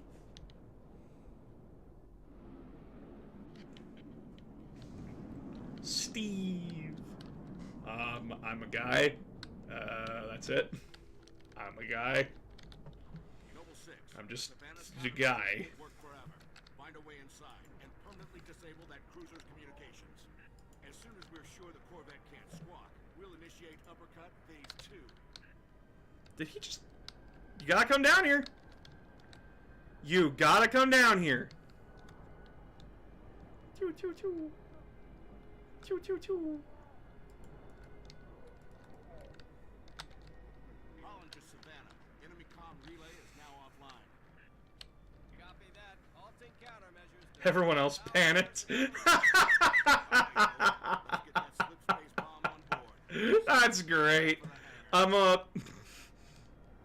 love playing Strixhaven with my party, cause like that was the funniest shit ever. Cause like the final villain of Strixhaven is a bullywog. If you don't know what a bullywog is, it's just a giant frog. And my cleric, our war cleric, basically just went like paranoid delusion crazy. And he's like, they're putting things in the water to turn us into frogs, guys! They're putting things in the food to turn us into frogs, guys! He was half right. He was blaming the frogs. He was half right about the plan. The frogs were putting stuff in the water.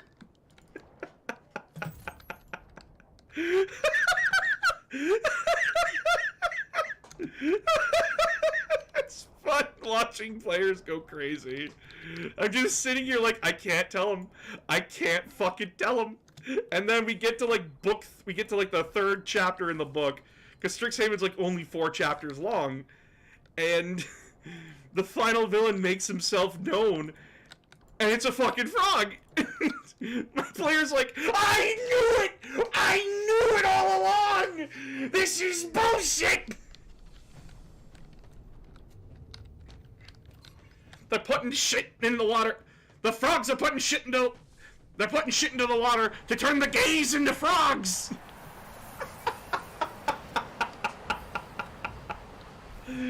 It was... The frogs were making the people...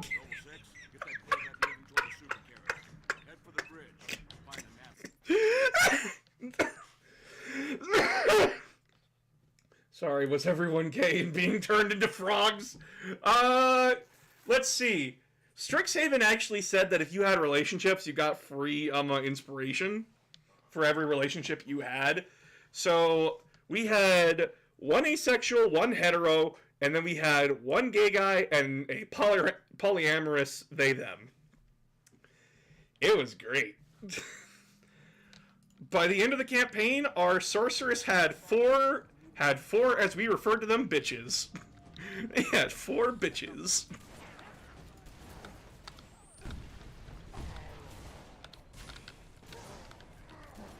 That is the funniest way to put it. They had 4 bitches. Whereas our other players, they had like 1, 1, and then 0 for the other one. To be fair, though, the Crystal Dragonborn was a bit of a jokester and a prankster. So that was interesting.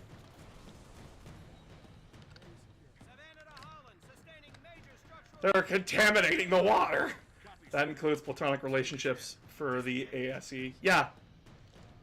Dumbest thing I did as a player. The DM placed us in a Vermintide kind of situation. Granny, me, the primal halfling. Oh, it's literally right there.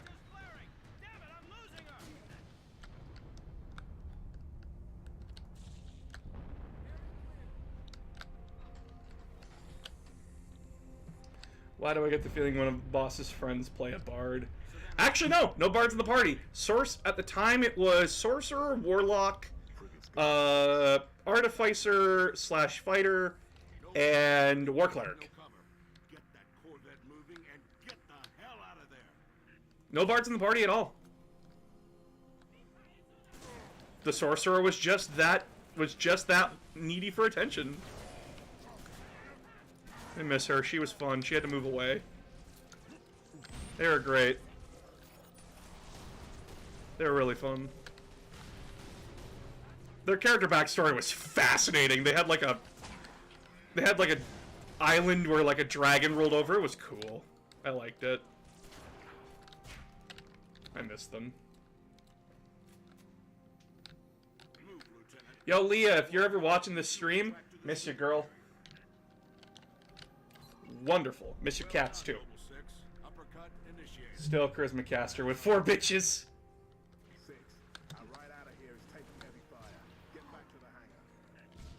Oh, that was sick. I like that elite. He's dead now.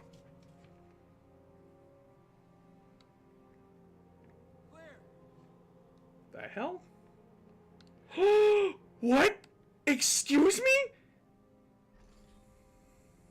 Babe! Babe! Phoenix! Phoenix!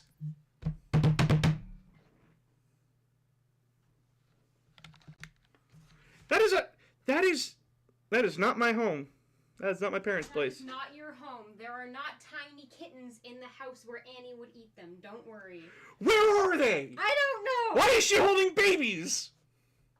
Chat, I can't show you this picture, but my mom just sent me a bunch of sent us a picture of Veronica's cat had 3 babies. Can we get another cat? No. Okay. Sarah would swat at them. Yeah. Sorry, I got interrupted about D&D with cats. Seems fucking par for the course for D&D players. Well, boss, you said nerf Fireball by putting PCs in a tiny room. What about Lightning Bolt? What's overpowered about Lightning Bolt? And what's the rules on Lightning Bolt? I love you. Oh, I'm looking up the rules of Lightning Bolt. Quit.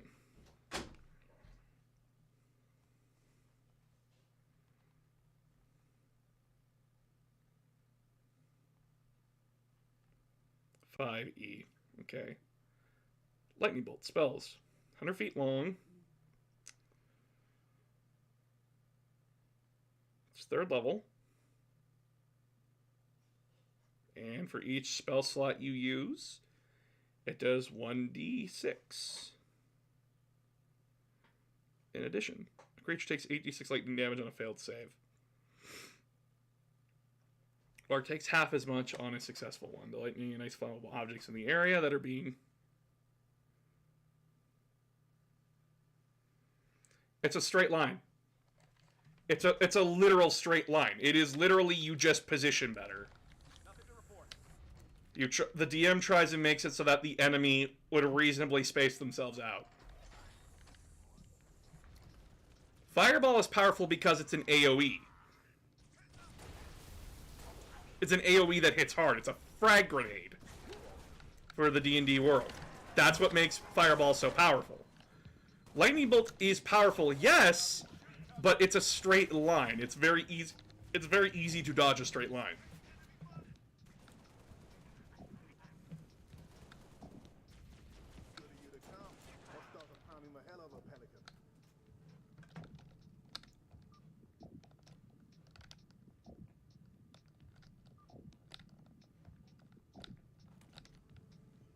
Did it.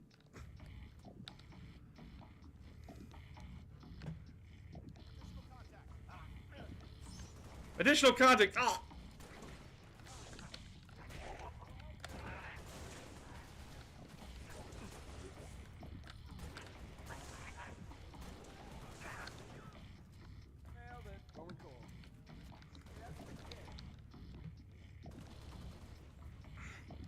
Yeah, but the difference is it's straight line and everything, so like you're really only hitting one target with it instead of multiple.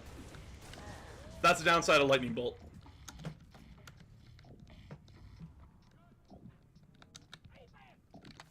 And there's still another way to counter it. It's called Counterspell. Every self-respecting spellcaster should have Counterspell. Or should make it as hard as possible for spellcasters to do their job. Like silencing the room. You know what's the funniest thing I ever did to my DM? He had a whole boss encounter boss encounter ready to go. It was a werewolf who had special abilities of commanding people. I cast silence on it. Silence created a cube. He could not command his team. He could not benefit his team. I single-handedly gutted an encounter because of that. Which was funny. Also, immunity to fire, pretty common. Exactly. Fireball means nothing to a fire elemental. It's just like, ooh, food. Or, ooh, health. Or, ooh, get fucked. Distance is closing on this vessel's refueling track with the Covenant Super. There are ways for a DM to make an encounter. A DM will not go out of their way to try and beat the party, but they will go out of their way to make a challenge for the party. This bird took some fire. A level 1 character can usually handle a level 0, level 1, and level 2 encounter pretty well.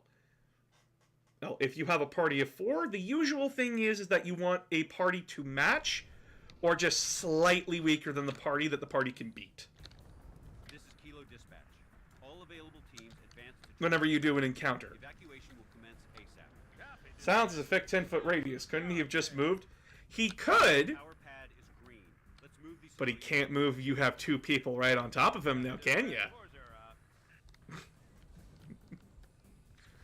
Especially if one of them is specialized in grabbing people. Because you had your own little werewolf on your team who really liked pouncing on people and grappling so they could bite. It was good shit. Never mind, 20-foot radius.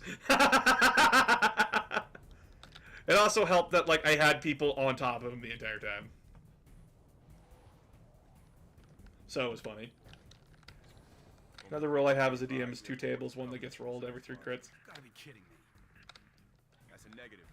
Keep your eyes open, troopers. I don't do that because it's just a lucky day. Those things are very rare.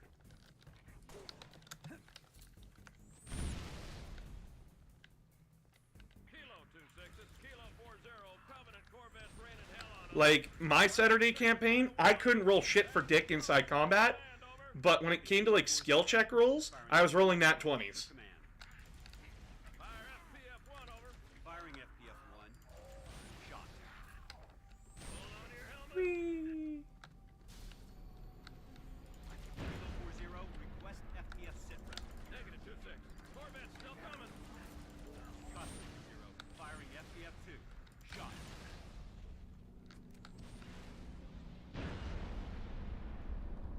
Dang, how do you stop that thing?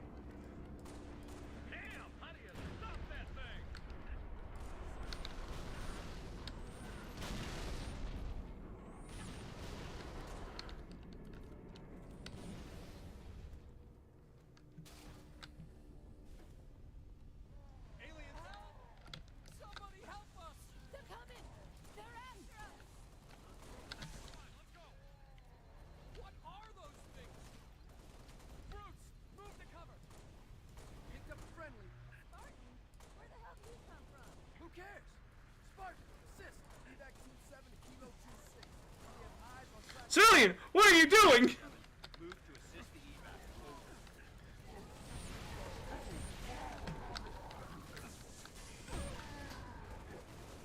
Hey, Blue.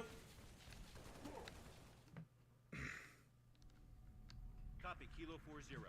Firing FPF-1 at your command.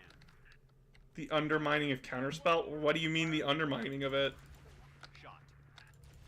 Hold on to your helmet.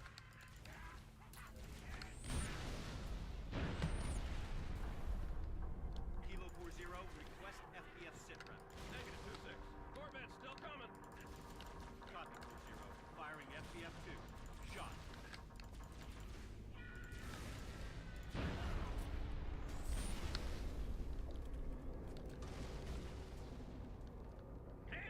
Dark Tide is fun and addicting. It is. I prefer playing with friends.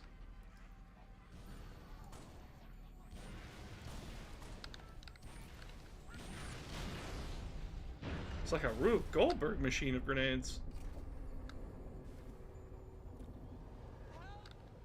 Somebody help us! They're coming! They're after us! What are those things? Brutes! Move to cover! Picked up a friendly. A Spartan? Where the hell did he come from? Who cares? Spartan, assist! Calling it. 7 Kilo 26. I'm in position. We have eyes on track to town. Copy evac 7. Move to assist the evac. Over.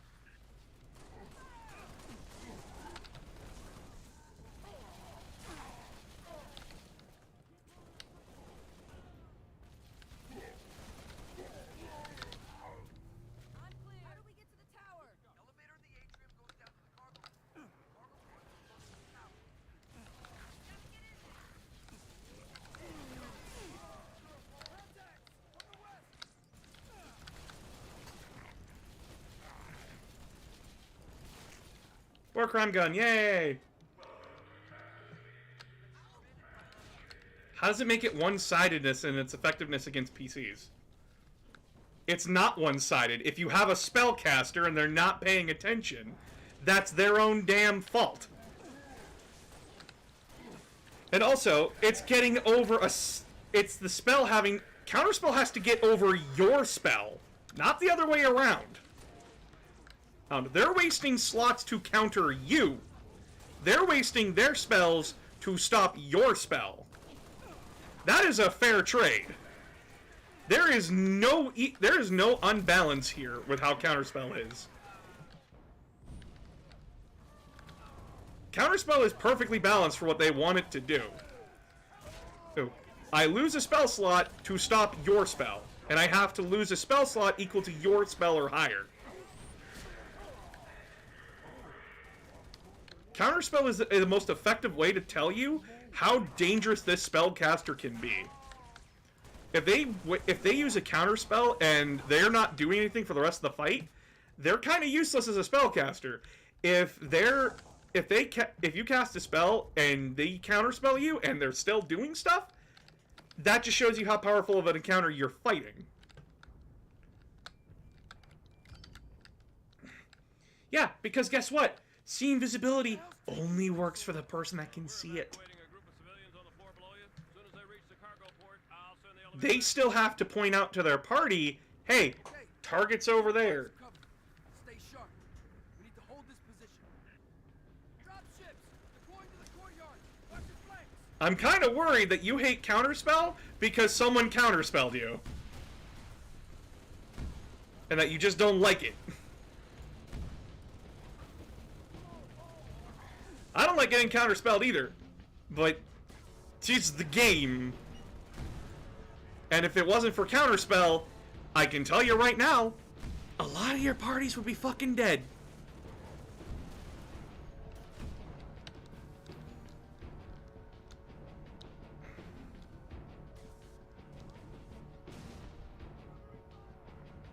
Didn't read what I said, boss. I'm sorry, I'm also playing a game. Apologies if, like, I didn't get the 100% accuracy. Bagoom. Bagoom.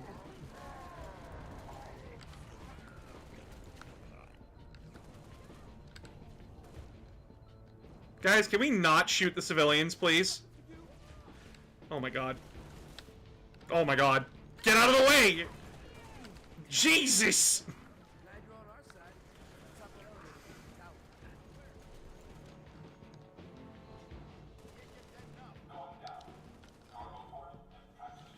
Raw invisible creatures still have advantage on you even if you can see them.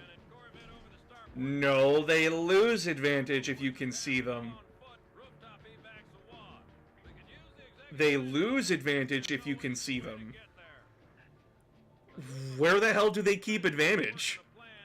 If you can see an invisible target, if they are marked, they lose advantage.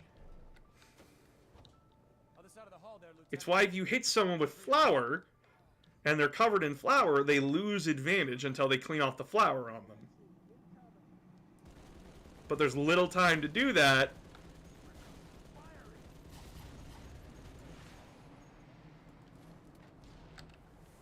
In the middle of a combat encounter. Radio's buzzing about you, Spartan. I don't know where you got... I don't know where someone said, like, you can't... Someone still gets advantage if they have invisibility active, but you can still see them. That makes no sense. The point of advantage is that you can't see them. If I could see you, even while you're invisible, whether due to a magical effect or because of in-game circumstances, that makes no sense. I've had to run an invisible encounter with someone who had seen it. That person made sure that creature lost advantage against them, but everyone else who couldn't see them, the creature still got advantage against them.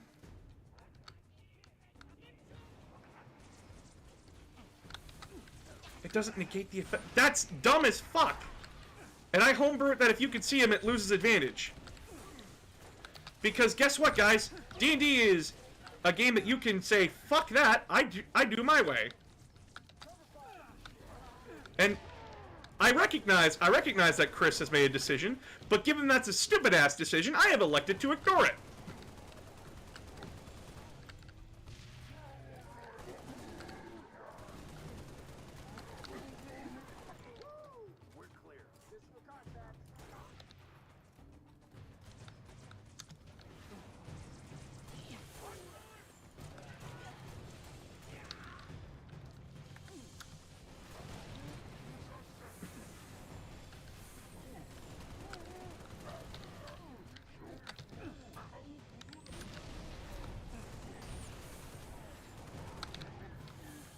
It's dumb raw thing where your rules make no sense. That's what the Forsaken Lich is talking about.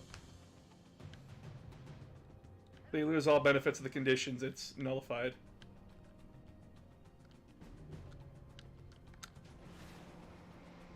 Whee! Other side. Entrance is on the other side. Pew, pew, pew, pew, pew. Over here.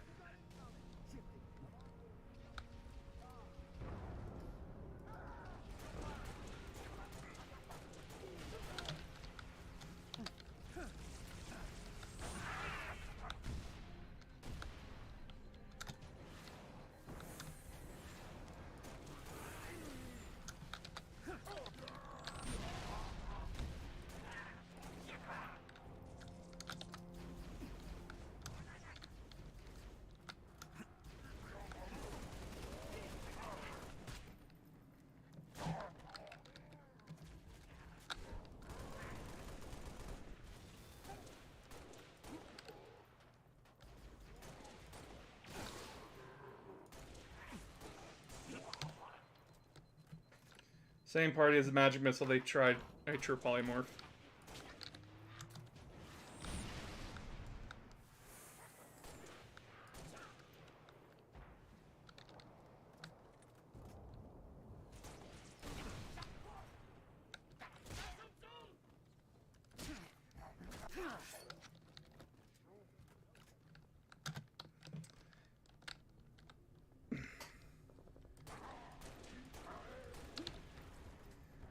Now, I wouldn't do that. That, like, it bounces the spell back. I wouldn't do that, personally. It's interesting that you did it. Personally, I wouldn't.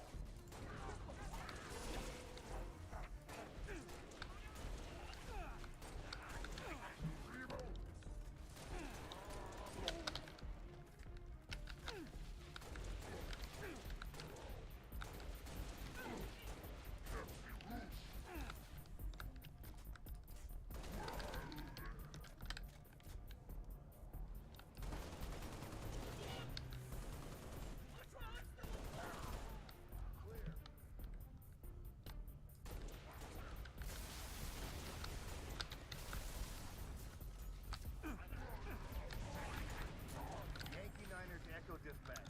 Landing pad is clear. Send in the evac first. Copy, Yankee Niner. Birds away.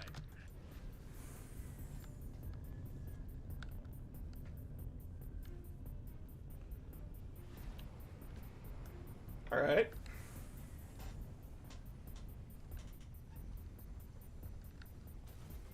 Pleasure jumping with you, Spartan. We'll hold this location. You get on that Falcon. Make sure those transports make it out in one piece. City's been under siege for the last 5 days. Thought we had it in hand, and then those corvettes showed up. Our fleet's scattered, pulling back. Hell, we've all got orders to evacuate. Guess some of us just don't like leaving the job half finished. This is your ride, Spartan. Yeah, usually if something absorbs a spell, that's like a late game item. Delta 1-5, this is evac. Like that's insanely late game. Midtown airspace is way too hot. Gonna take an alternate route. Delta 1-5 to dispatch. Banshee squadron on my tail. Taking fire. Copy, Delta 1-5. Can you... Mayday, Portland's hit. We're going in.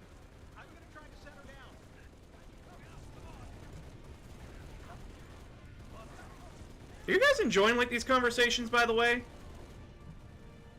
Like, I like having these conversations with you guys, but, like, I don't know if you guys like having these conversations. Because, like, I admit that I don't know everything, and, like, when it comes to, like, D&D, I really don't know everything. I try to know as much as possibly can. Fox action, UNSC frigate Stalwart Dawn. Request immediate airstrike on Covenant Corvette over Starport. Solid copy, Fox Actual. Long swords unavailable at this time. Over. This is civilian transport 6 Echo 2. I need to go now, Sergeant Major. Hold on, Echo 2. Stalwart Dawn, I have multiple commercial craft loaded with civilians. I have got to get them out of the city. I need Oh, that Mordog's fucked! As soon as something frees up, you'll be the first to... Not good enough. I've got 600 souls on board, Sergeant Major. I can't wait any longer. Negative, Echo 2. I can't cover. Do not take off.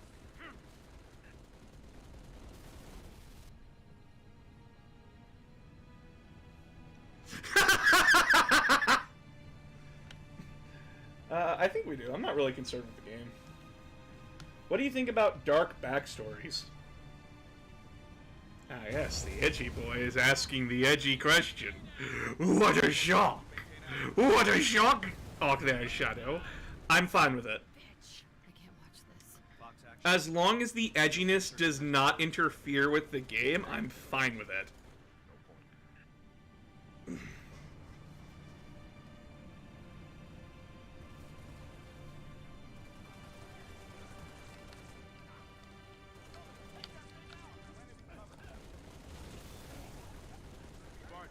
Sergeant Major Duval. Awful day so far. Let's keep it from getting any worse, huh? Cubby's all over my missile batteries, and I got 5,000 civilians across the bay waiting for passage out. I need you to arm those batteries and fire those missiles from the central terminal. Understood? Corvette's been a pain in my ass for too damn long. Give it hell, Spartan. Would it make your backstory so traumatized that interactions between PCs are strained? You mean like every rogue? Oh, shit! My guy family was taken out by a noble, so he hates nobles, but he has to work for nobles. Sounds like he's part of the system. I hate society. Interesting that you participated in there.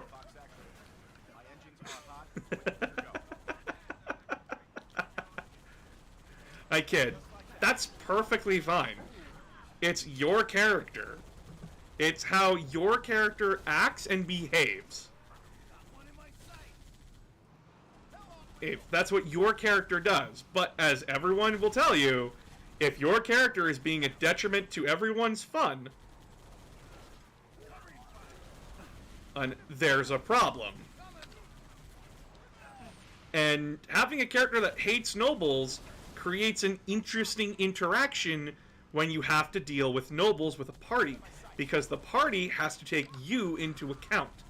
Now, you can be, like, begrudging in a conversation and very rude, but you know you're not going to cause a problem because that would be a detriment to your party and your team. But it's still faithful to who your character is as an individual, that they would act hostile, but they do understand the need to swallow their pride a little bit to get the job done.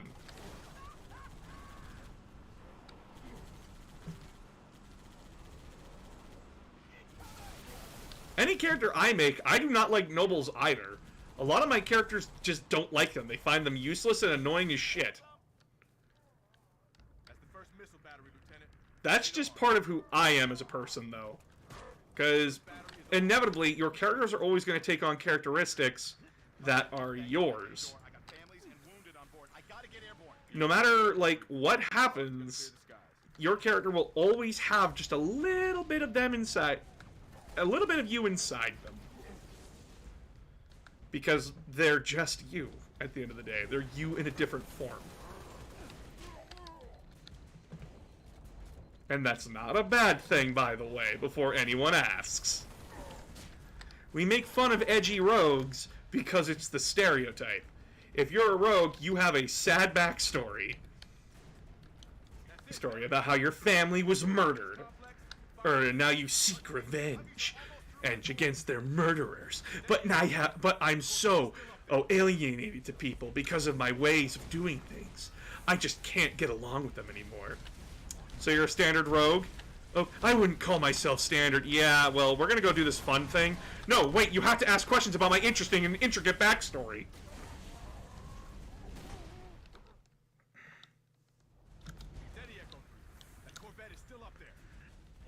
Like, if you ask my friends, I have a very hard time playing evil characters. I just hate being a dick.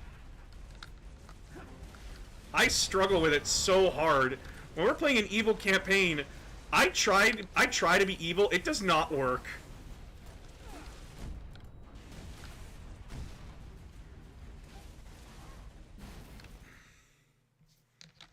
Like, I can't do it.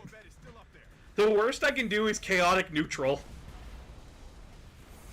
I'm too much of a good boy.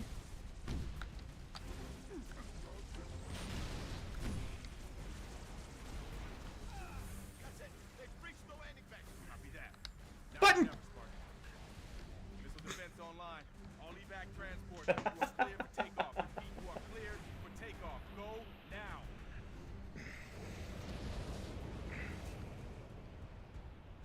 Civilian transport away. You saved a lot of lives today. Yeah. Copy. Repeat, this is Noble 2, Noble 6, Noble 5. Do you copy? This is 6. Go ahead, Noble 2. We picked up your transponder about But yeah, an hour like, ago, but could not when you're playing a game, when you're playing a game of D&D, you are playing your character. Your character does have to work with a team, but here's the thing. How do you work with that team? How does that team work around you? When it came to my last campaign, I was a paladin with 1 neutral, 2 evil people. I was the only good one, and I was neutral good. The party had to play around me. And not like, oh, I'm forcing you to. It's because they knew that if they wanted to keep their paladin, a paladin that helped them. And by the way, I wasn't going to attack the party. I was never going to do that with my party. I need them to stay alive. But I can't let them do things with my knowledge. If I was a paladin of redemption, I cannot allow a unarmed person to come to harm. Whenever my party was going to hurt somebody, I was either not around or not in the room. Or it was in the middle of a combat where they knew that I was probably going to go tell that person to surrender, and that person probably would, but they wouldn't give them the chance to. They did everything in their power to stop me from being a problem. And that's not even in a malicious way. It's just like, no, we need to do this, but the paladin's own rules are fucking him. So we need to get on top of him and deal with it first. If the paladin is unwilling to kill an unarmed man, even though we want to kill him, we're going to kill him without the paladin knowing.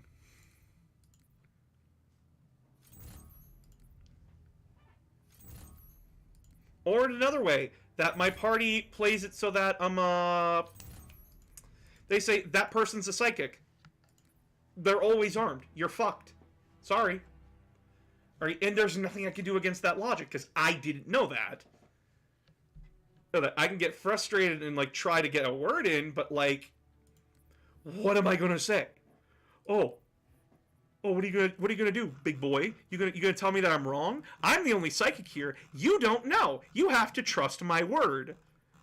And then I try to insight check them because I have to, and then I'm told to fuck off because my insight check fails. And I go, well, that's what my character knows. Not much I can do about it. And it never, ever came off as hostile to me. It was always, always, always going to be, it was always going to be that way. Is that the party had to work around me. And that's perfectly fine.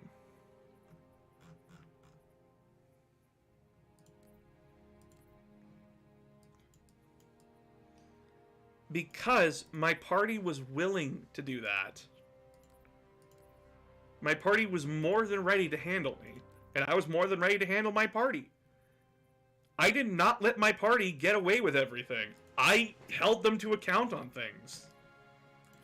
If my party did a thing that was against the rules or the law, I took account for it. I'm the one that made up for it.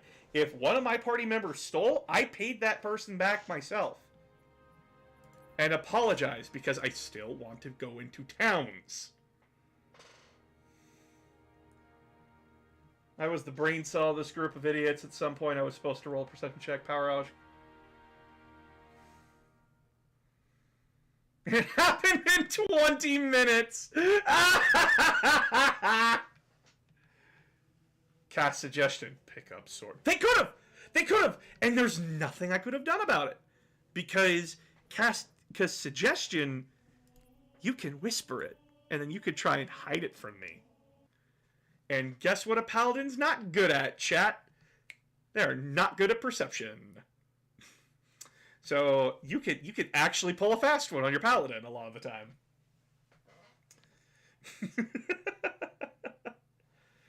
But yeah, that's the interesting thing. If a party gets annoyed with a player, it's not because they don't know how to make it work.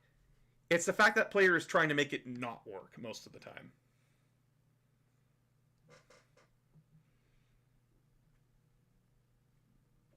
Modify memory too. Oh yeah. That's a problem though, because paladins have insane willpower because they use charisma instead of wisdom.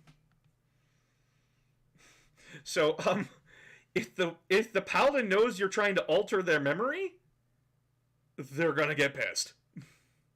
And then expect to get your head caved in.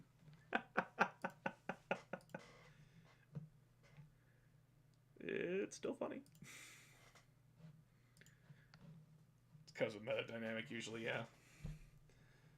Cast pain on them first! Oh, modify memory is an intelligence save? Oh, no, then the paladin's fucked. Oh, wait, no. Because the oh, no. Paladins are still fine because they use their charisma in place of...